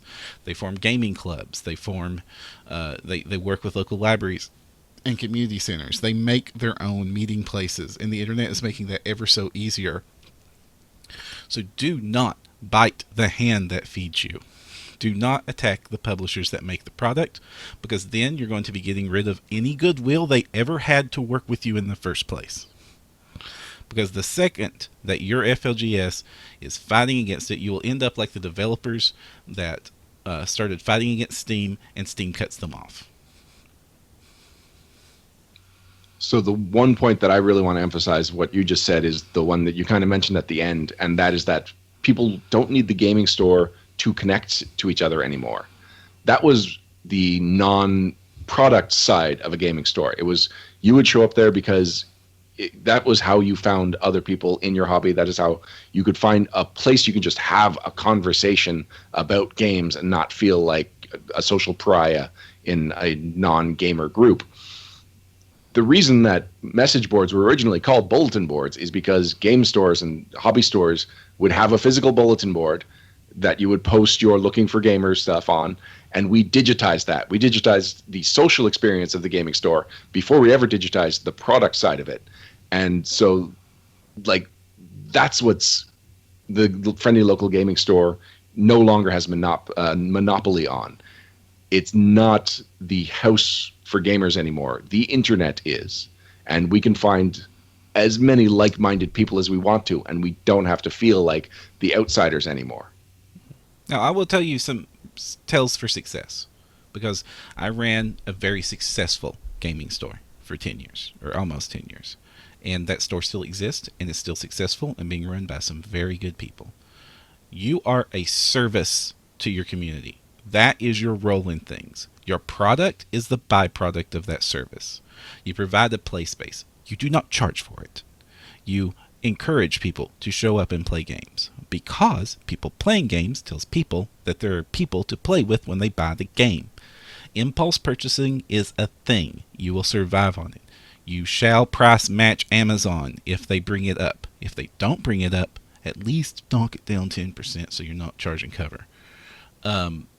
These are all very important things. Have a loyalty program. Have a reason to make your community think that you are worth preserving because you exist by their good graces alone. Something else I'll suggest is have something that someone can buy no matter what their budget is. And follow the grocery store model where the cheaper and the more just flashy products are right by the cash. Cryptozoic is releasing those DC comic meeples right now. It's just DC superheroes as meeples. That needs to be next to every cash register in every gaming store, because that is the kind of thing that someone's like, well, I've been here for 4 hours. I feel like I should at least buy something, but I don't want to spend $50 on a board game. Here's a $10, $15 product that just makes me feel like I have supported the store, and it's something that I will feel good having on my shelf. It's a cool piece to own. Yep. Have like the $5, $10 package of products right at the front there. This is exactly true. I stocked my dice next to the register. I stocked buttons and little in the blind box figures and things like that are all next to the register because they're cheap and easy, and people love to pick them up while they're checking out. I realize that I'm using a board gaming term with RPG gamers. People in chat don't know what a meeple is. What? It is a small wooden person. It's they were originally in Carcassonne, and it just kind of became a generic play piece. And basically, anytime you've got a playing piece in a game that represents a person, it gets the title of meeple. And the specific design is really like it's rounded, it's kind of chubby. And it's pretty adorable for a shapeless blob, basically, or a basically shaped blob. But yeah, you can find plush meeples, like meeple pillows. There was a great Kickstarter the end of last year. It was Tiny Epic Fantasy, I believe. So there's Gameland releases all kinds of games that are Tiny Epic blank, and they have several fantasy games. But anyway, the Tiny Epic Fantasy is the latest game, and they've got item meeples. So they're meeples that have tiny holes drilled into their hands at the top of their heads, so you can put meeple hats and meeple weapons in their hands. It's I don't care if the game is any fun at all. I just want to get like 10 copies of it just so that I can have all my item meeples all on display.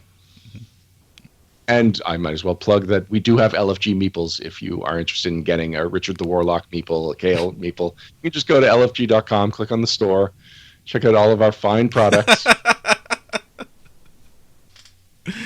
Oh, those are really cool. I've seen some really great meeples. There's people make have made like custom cut fantasy meeples, and I've seen a set of meeples made for the Lords of Waterdeep board game, which is one of the most fantastic board games you can play.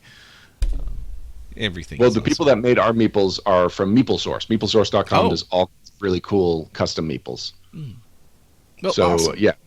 Those are the people that made the Lords of Waterdeep ones I'm talking about. There's a lot of people that have made Lords of Waterdeep meeples. It's one of the most like not third party, because it's not any kind of license. But anyway, it's a game that has a lot of support from people that don't just want to play with the cubes. Not all of it is licensed. I got mine. I got the acrylic ones from the Broken Token, and I believe that's licensed, because they do actually license out there. Broken Token is mainly known for their boxes. They do wooden inserts for your board games that just divide up the materials, the components. And I've worked with Broken Token a few times for Board Game Bento, so at this point I recommend them. They're good people with a good product. And that was a fun tangent. Actually, while we're talking about board games, Mike Myler did mention that the tabletop industry is close to $1 billion. I believe it's a little over $1 billion this year. That includes board games. Yes, and board games has the advantage of a couple of things. One, it keeps getting better because every year there will be something new and innovative in a board game, and then that will catch on as a popular mechanic, and people will, or mechanism. Then people will develop based on that. Like, there is a very clear scaffolding of this is how good this year's games are, and then usually a couple of years later it'll be like as good as that year but slightly better, because it took small but educated steps forward to make games more sophisticated and intelligent. And it's why the tabletop industry has a very flavor of the month mentality. So people can release a game it will be popular enough that it sells through the majority of their print run, and they are better off focusing on the next game instead of reprinting that game, which is not something that the RPG industry can replicate, because the RPG industry is based on selling as many copies of the core rulebook and then using iterative products and expansions to constantly add value to the core rulebook. And just to put that $1 billion market size in perspective, remember I mentioned the video game market, and this is considered one of the smaller entertainment markets out there, is a $630 billion industry. Mm-hmm. So even though it's a $1 billion industry, that's a good chunk of that is mostly board games and card games, and it's not that much money when you think about it. Not for an entire industry to survive on. I'm not gonna turn my nose up at the $1 billion at the tabletop industry, because it has also continued to grow. Mm-hmm. Like it's a strong $1 billion. I get to show my more professional side, because this is the kind of stuff I deal with all the time in my day job. Mm. Yeah, I get to be the cynic on this because it's not my day job. Used to be my day job, and it's a reason it's not anymore. I get to be on the designer side of it, which is the more comfortable, secure side of the equation. All right. What's next? We should also mention that along with the Humble Bundle, Paizo kind of quietly announced the Humble Bundle, but they did put a lot of emphasis on another Twitch session, a 10-hour Twitch session, which is starting to become a seasonal tradition for Paizo. Mm-hmm. And I'm enjoying that. I'm enjoying that you get to see a variety of Paizo employees, because we've had a good variety of GMs, we've had a good variety of players, and we've had a good varieties of the subject of the game. And in the middle of this 10-hour Twitch session, we had a Starfinder session, which is the most public, as public as those rules have ever been at this point. Mm-hmm. Which, unfortunately, I did not watch live and is not on their YouTube channel yet. So I was really hoping to be able to comment on it, but I can't. Mm-hmm. And Param, same goes for you? Yeah, I was at work. All right, but luckily you pointed out to me that it is still on the Paizo Twitch channel. Yeah, if you go to the Twitch channel, I checked that before the show started. You can watch it there, and eventually it will be on the YouTube channel. All right. So, So, knowing that I do have access to it, I plan on watching it by next episode, and if people are still interested, because by then it'll be almost a month since it happened. But if people are still interested, we can have our thoughts on the most recent news about Starfinder. Actually, I have a thought. What's the thought? I thought there would be a Starfinder playtest open to the public by now. No, they specifically said there wouldn't be.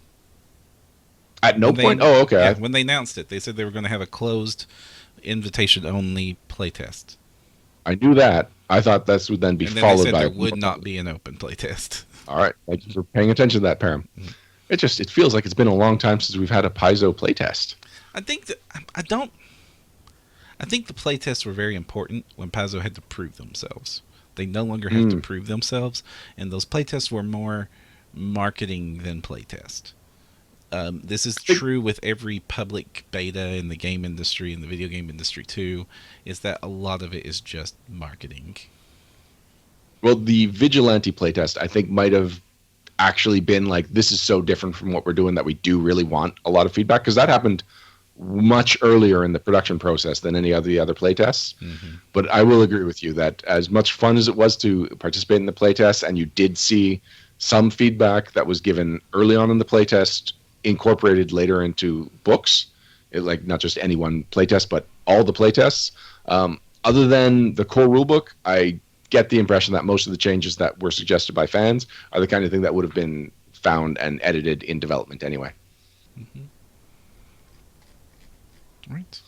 The other bit of news that happened sort of in between our episodes, so we didn't have a time to cover this when it was still kind of relevant, was that Kingdom Death Monster, which is a board game, is launching a 1.5 edition, and as part of that Kickstarter campaign that they put together, one of the promotions, one of the stretch goals, was to have Pathfinder iconics appear in this board game, which is odd on a lot of levels because the flavor of Kingdom Death is very specific gothic horror, body horror, and extremely adult rated, and some content that a lot of audiences will not be comfortable with. Now, yes, it is adult rated and is over the top, but I think that there is an intelligence and a maturity to how it's handled. It's not just shock and provocative. It is actually like, if you are a fan of this, this is quality material, and this is what attracted it. What attracted Eric Mona and Wes Schneider, who are the biggest, most public proponents. Yes, proponent is the right word, right? Mm-hmm. Yeah, the biggest proponents for Kingdom Death Monster at Paizo. I just need to take a second. If you are not familiar with the game, the official title is Kingdom Death Monster singular, and this Kickstarter was for version 1.5 of the game. It is one of the most absurd titles. I expect there to be Kingdom Death other things in the future Citadel Dante's Inferno. But for now, the fact that there's two versions of this game and they're both Kingdom Death Monster and one of them is 1.5 baffles me. And it's one of those things that I feel like it's kind of like when people went into Dungeons & Dragons 3.5. You just need to explain what the 3.5 even means to a non-gamer. Mm-hmm. So if you look at Kingdom Death Monster 1.5 and think that's weird, you're right. Mm-hmm. Yeah. But anyway, the Kickstarter raised Kingdom Death. Oh, go ahead. The Kickstarter raised over $12 million and is already closed. It is the most successful tabletop gaming Kickstarter of all time. And so this is twice one of that it is now. It's not number one and number two. It was the original Kickstarter for Kingdom Death Monster was top 10, and it may have been number one at the time, but that got beaten out by things like Exploding Kittens and Joking Hazard. So both Kingdom Death Kickstarters are still in the top 10, but Kingdom Death Monster 1.5 is number one by a healthy margin.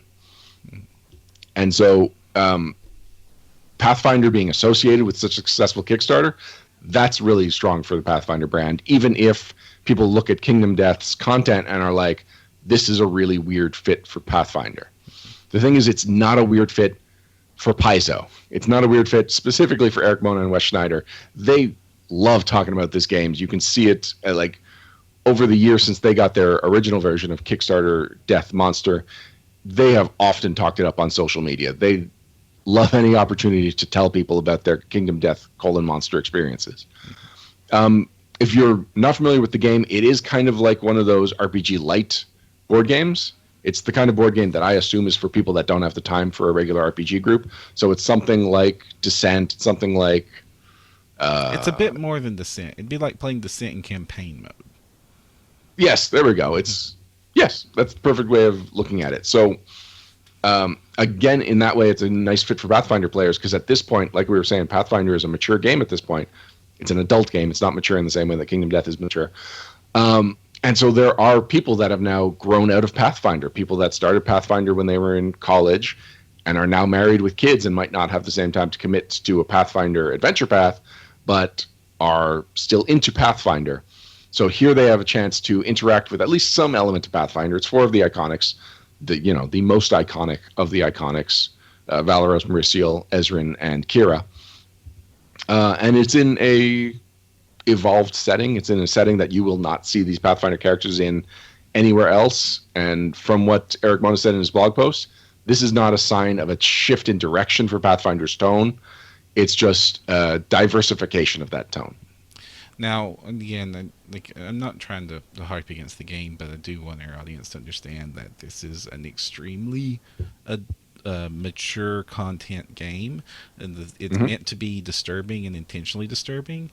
It has depictions of women and men in some very controversial ways, and so know that before you even Google it to see what it's about, because any Google for this will hit you in the face with some of the most disturbing imagery I've seen produced for a game.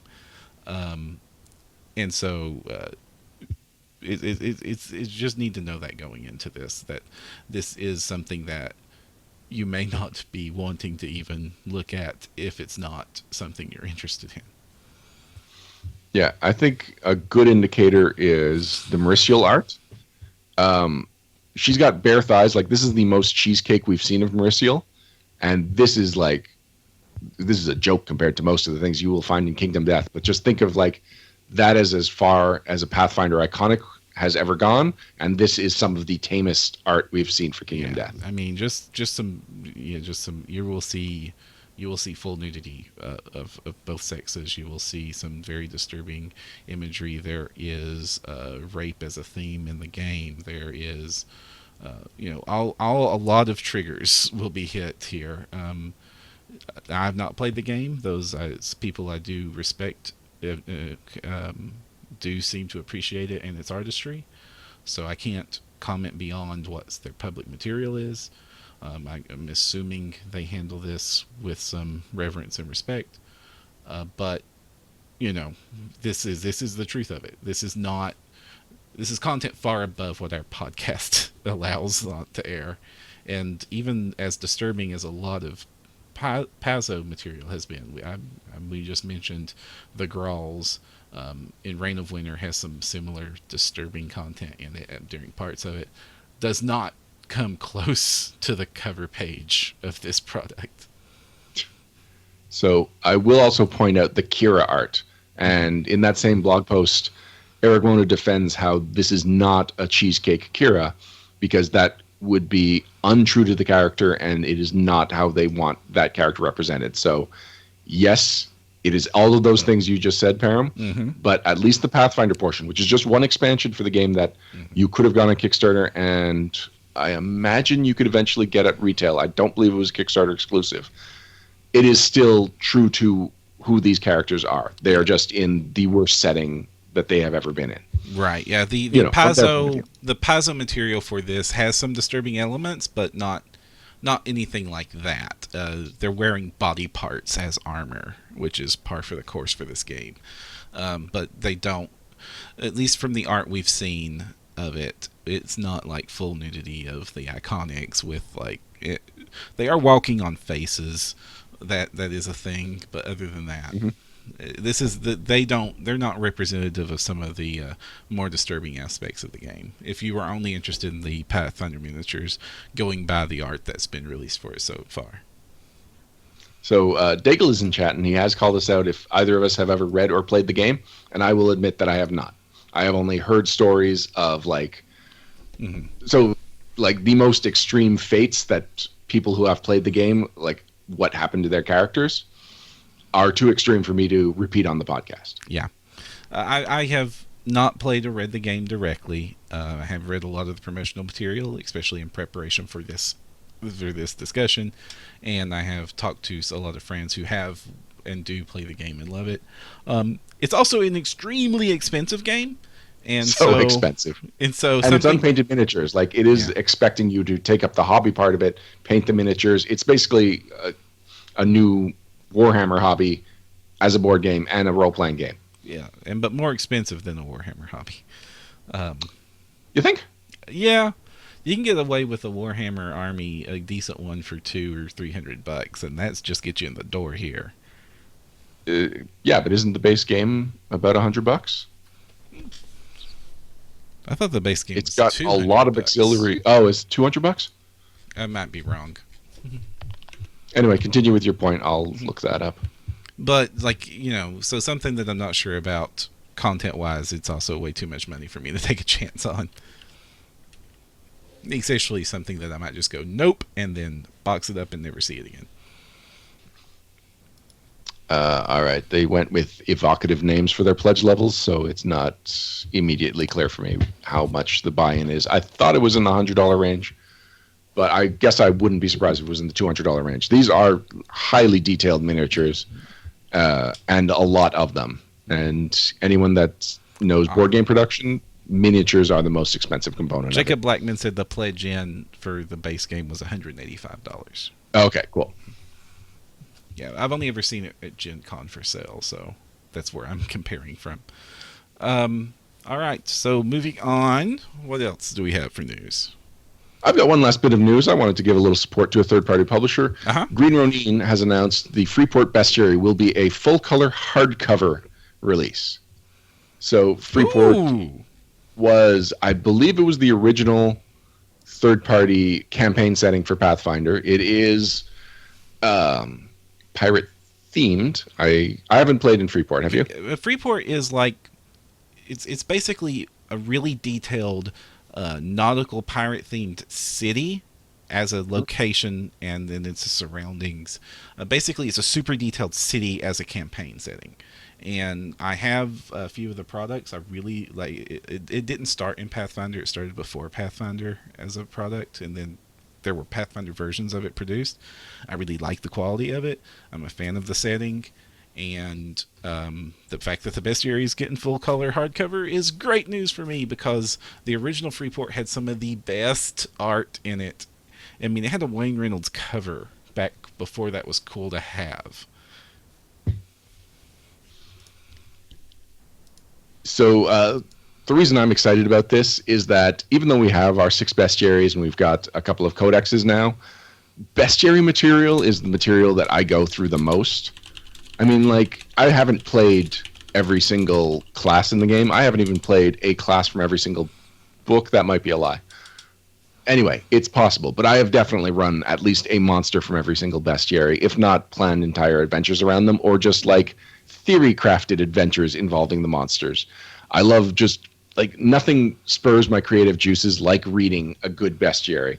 And so this cool urban with pirate theme, like, there's a lot of different places you can go for this. It's kind of a cool mix of hyper focused and a broad take on that hyper focus.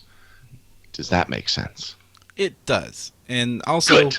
coming into there's going to be a nautical theme to some of the Pathfinder adventures coming up, especially with I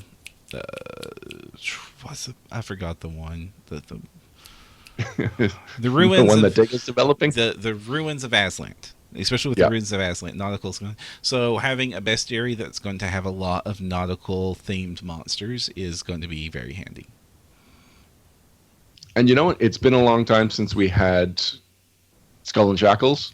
So this is material that we had a lot of at some point, but it's trailed off. Mm-hmm. Oh. Yeah, it's been a Are you long time ready? since pirates have been the thing for Pathfinder. Mm-hmm. And since Ready to I guess pick we're up just there? I guess we're just going to go into full shout-outs mode, aren't we? Oh, right, because we don't do the transition anymore. Yep. All right. So the other thing to shout out right now is Practically news. huh? It's practically a news item. Right. Is first, Wayfinder is one of the best ways to get your stuff out there and published. It's a great entry vector for entering the industry, and it's also a fantastic free resource for any Pathfinder fan. Wayfinder is the Pathfinder e-zine, community produced, free. It's amazing. The quality level of the art and the work inside of it is always outstanding. Number 16 is available now. You can go and get it. It's available at paizo.com. And number 17 has had its call for submissions. Now, what is the theme for this time's call, Ryan? Okay, well, first I'll just point out the theme for number 16 is Numeria. Oh, And so yes. we've got a lot of all the stuff we were just talking about with Iron Gods being included in a Humble Bundle. This is the perfect time for Wayfinder number 16 to come out, because now people will be able to adapt and customize their Iron Gods campaign experience to all of this brand new content. And what's great about Wayfinder is that when they focus on an area that was popular and had an adventure path based on it a couple of years ago, is that by the time their material is out, the people that are writing for it have had a chance to play in that adventure path, see ways that they could fill holes in that adventure path, or apply their personal experience with that adventure path to this brand new material. So this isn't just the Numeria issue, it's also the like upgrade for Iron Gods. at the exact same time that people are getting Iron Gods for the cheapest they could possibly be getting it. I really think that anyone that's getting the Humble Bundle obviously has an eye for a deal, so you can get this free product full of high quality material to just make your campaign and your adventure that much more wonderful. Mm-hmm. And then I like what the theme is for number 17 because it's taken a different take on it. Normally the themes are based around a part of the world, but this one is doing a chunk of Pathfinder history. It's called Another 5 Years, and it focuses on Pathfinder from 2012 to 2016. And so we've got the list of the adventure paths that have come out in that time. Skull and Shackles, Shattered Star, Reign of Winter, which you're playing in now, Wrath of the Righteous, Mummy's Mask, Iron Gods, Giant Slayer, Hell's Rebels, which I'm playing in now, Hell's Vengeance, and Strange Aeons. So if there's anyone like us, Param, that have played in these adventure paths, which is a lot of adventure paths, and so people have definitely been playing in those, you can now apply your experience and offer other people that might be looking at these same adventure paths that you know and love, or that you love but wish there was something different about them. You can help the next person that plays this adventure path have the same experience as you, but better. Mm-hmm. Awesome. Now, do you know when submissions close on that? That's a good question. Now, Adam, he's looking at Adam question. Adam Daigle from Paizo is pointed out that developers at Paizo read Wayfinder and used to work for it. Am I reading this right, Tim? The deadline for 17 was January 1st? Well, that's going to be hard to meet.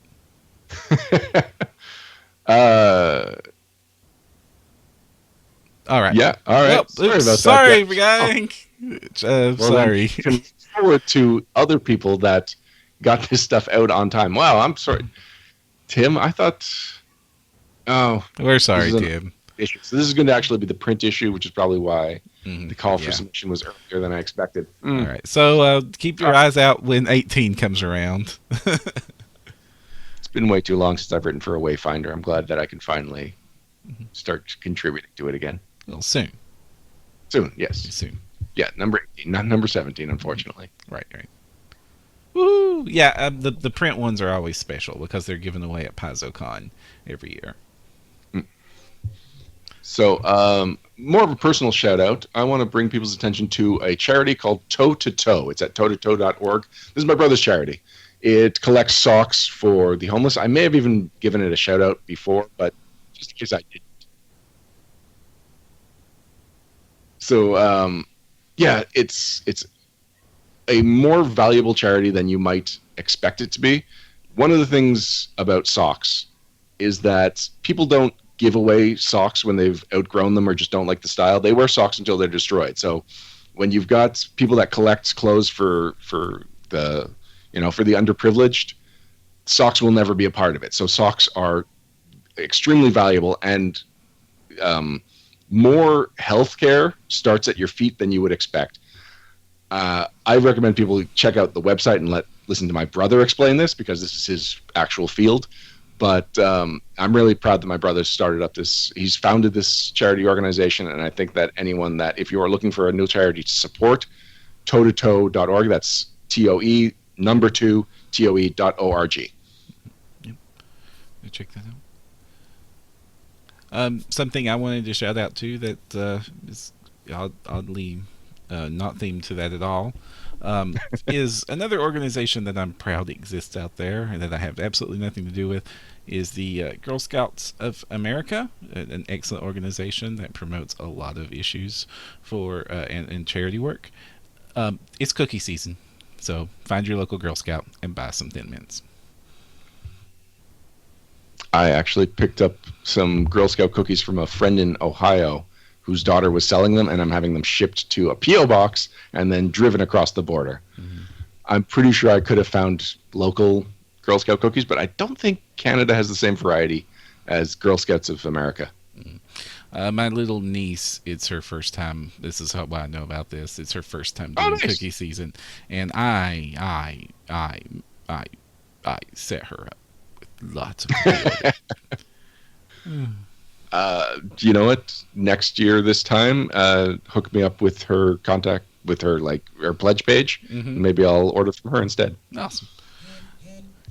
Before we talk about what's been happening on the network next week, I do want to point out something Tim said in chat, and that is there's a message board discussion for the themes for issue 18. So we may have been a little late for well, we were completely late for issue 17. We missed it completely. I'm a little embarrassed. But we will be able to announce issue 18's theme as soon as it's announced. Yes. We will make sure we do this. We will make sure it happens, guys. Sorry. All right. Now, here's the cool. But going back to Wayfinder, here's the really cool thing about Wayfinder. If you ever want to find out if it's any good or check it out, they're all free, and you can go back and read all of them. So do that. Go download all of them right now. If you're a Pathfinder fan, you owe it to yourself. Or here's a fun game. Download issue 1 and read through the contributors that have now contributed to books, adventures, now work for Paizo. Like, see who has gone, like, see where those people that were in the original Wayfinder have gone since then. Yep. I think... Baron, what's been happening on the network since the last time we had an episode? Oh, yes. What has happened since last time? Well, we'll start things off with Monica Marlowe talking about real world versus gaming experience and how they differ. We have Monstrous Physique from Luis Loza, who's talking about the Aziza. Iconic Design did a part 2 for Fenting Tricks, the Trickening. Alex darn it on that title. Which is going to relate really soon to one I'm going to bring up.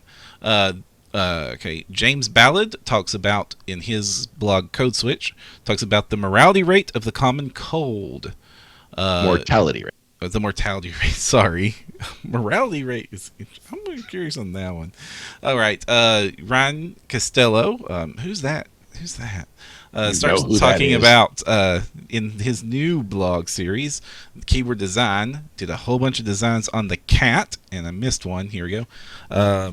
And for Private Sanctuary, on episode 299, I guest starred on that one, where we did a deep dive on building dexterous fighting characters.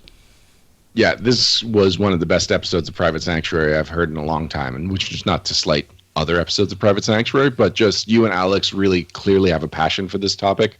It was a well-researched episode, and it was really fun to listen to. Just listen to you guys go through all of the ways that you can make a dex-based melee character. Yeah, it was a lot of fun, and I really thank Alex for letting me come on the show to do that.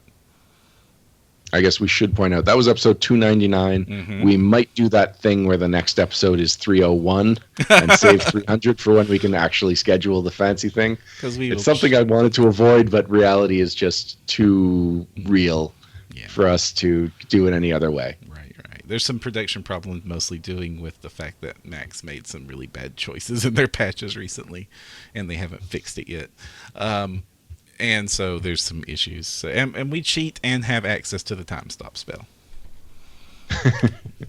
I do want to call special attention. You mentioned keyword design. The newest episode, or the newest installment, is the keyword is cat, which I just chose myself. Same thing with the previous installment where the word was Canada. But as of this installment, I've got a variety of comments from our readers suggesting a lot of different words that I'll be using as for inspiration for the following couple of articles. So I'm glad that other people are stepping up and offering me single words that they'd like me to just design a variety of options based on that. Excellent. So get those suggestions in, post them up on their Facebook page, send them to Ryan, comment on his blog to get those into him. Yeah, we want to hear. You know what? Comment on everybody's blog. Well, do, Even if it was just like, I liked this blog, thanks. Yeah, we like hearing that. But if you make it sound too much like you're a spammer, we might accidentally delete it. This blog is true. Great A1 material. Wink. From user www. Not a Russian scam to buy fake socks.com. Man, I can't. Some of the spam we get on their boards or something. Oh, and I do want to shout out to something that we're doing next episode. As our continued talking about third-party publishing, we had a recent request to, and I forget who made that request. Ryan, do you have that? Yes, Sean Isaacs. Sean Isaacs asked us to do a third-party book like we do when the hardcover comes out and just do a deep dive on it. And so we took up the challenge. He asked us to review the Spheres of Power book. So we got in touch with the publisher and we have review copies, and we're going to treat it like we do when the hardcover comes out. So it's going to be me, Ryan, and Alex Agunas are going to take that book apart cover by cover and give it a complete and thorough full episode review. If you guys like this sort of content, we might consider doing it for other ones. John Bastille's already saying to do it for Deep Magic. Yes. I love Deep Magic, John Bastille. I love Deep Magic. I pledged it on the Kickstarter and was not disappointed. All right. Spheres of Power is the one we're doing. Look forward to that episode on February 1st is when we hope to have that one air. Before we go, I also want to thank chat tonight. So we did not bring much attention to it. We weren't quoting them, but chat was super active, and you guys were having a good time just kind of in parallel to our conversation. And our interview didn't really lend itself to listener questions, which is why I didn't make a shout out at the beginning, and I wasn't really drawing from it. But anytime I glanced over, I was often smiling. There was a lot of really clever things going on. So thank you very much, guys. I'm sorry it wasn't a more interactive episode, but you definitely improved the experience for me. So I want to thank you for that. Yes, thank you. You guys are awesome. We love every single episode that you come in. And if you're interested in attending a live episode of No Direction and well, not Private Sanctuary. Turncoat. Darn it! Traitor. Oh, You do a couple episodes with Alex, and suddenly you're calling this the Private Sanctuary. I'm not the one that used it as our outro last time, Ryan. Wasn't last time. Okay. A time. A Recently. time. Recently, yes. But if you do want to attend the live episode, we are on twitch.tv/no direction. We do our broadcast live on Wednesdays at 8:30 Eastern, 5:30 PST time. And we try to put those up on our website, if you go check our website, and on Facebook in advance when we know. If you see that if it's really close to the episode and we haven't put it up, it usually means we're trying to confirm who's going to be on the show. Sometimes it's really hard to get the guests on. But just every 2 weeks, usually like clockwork, we will be on here. And those off weeks aren't live, but that's when you can catch the Private Sanctuary on the podcast stream, usually, except for right now because we're having release problems thanks to Apple. Until next time, I'm Ryan Costello. And I'm Jefferson J. Thacker, also known as Param. And if you want to find the path, you need no direction. And before you cut the feed, Adam Daigle just asked us if we're going to PaizoCon. I am. I might imagine. Don't know yet. Yeah. I have to I choose might be between. bringing. Oh, go ahead. I have to choose between PaizoCon and Gen Con this year. And it's not as easy a choice as you think it should be. I also have to choose That does between. not sound like an easy choice at all. I also have some other very important decisions I have to make that might preclude both of those. Well, I will be trying to bring Tina and Scarlett this year. This will be a fun year for me. I would like to meet Get to Scarlett show in them off. person. You what? Sorry? I said I would like to meet Scarlett in person. She I know. sounds Well, like an awesome person. She's great. I really do enjoy her. She's amusing. All right. Well, later, guys. Oh, wait. Wait. I could tell the story of why Tina's on the Internet Movie Database. Oh, yeah. What is it? I mean, we're live right, to the so- world, and this will be, this will be recorded in some form for all the time. It's funny. This episode, I dropped a lot more hints about my writing education than I usually do. So this kind of all fits together. So my first degree is in creative writing, and there was a specialty on screenwriting because that's just the future I saw for myself.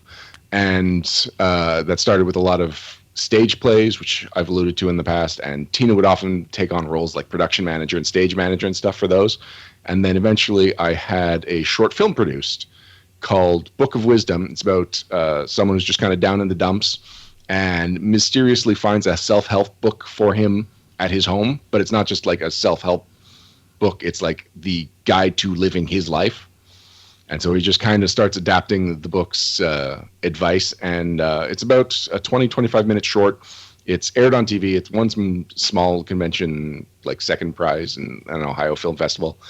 Anyway, it was a small thing, and it was significant enough that I am on the Internet Movie Database, which makes sense because I've actually got writing credits and I actually studied to be a writer. But the fact that Tina has an executive producer credit on the Internet Movie Database is particularly amusing. And it's come up a couple of times because Tina's name isn't Christina, it's Modestina.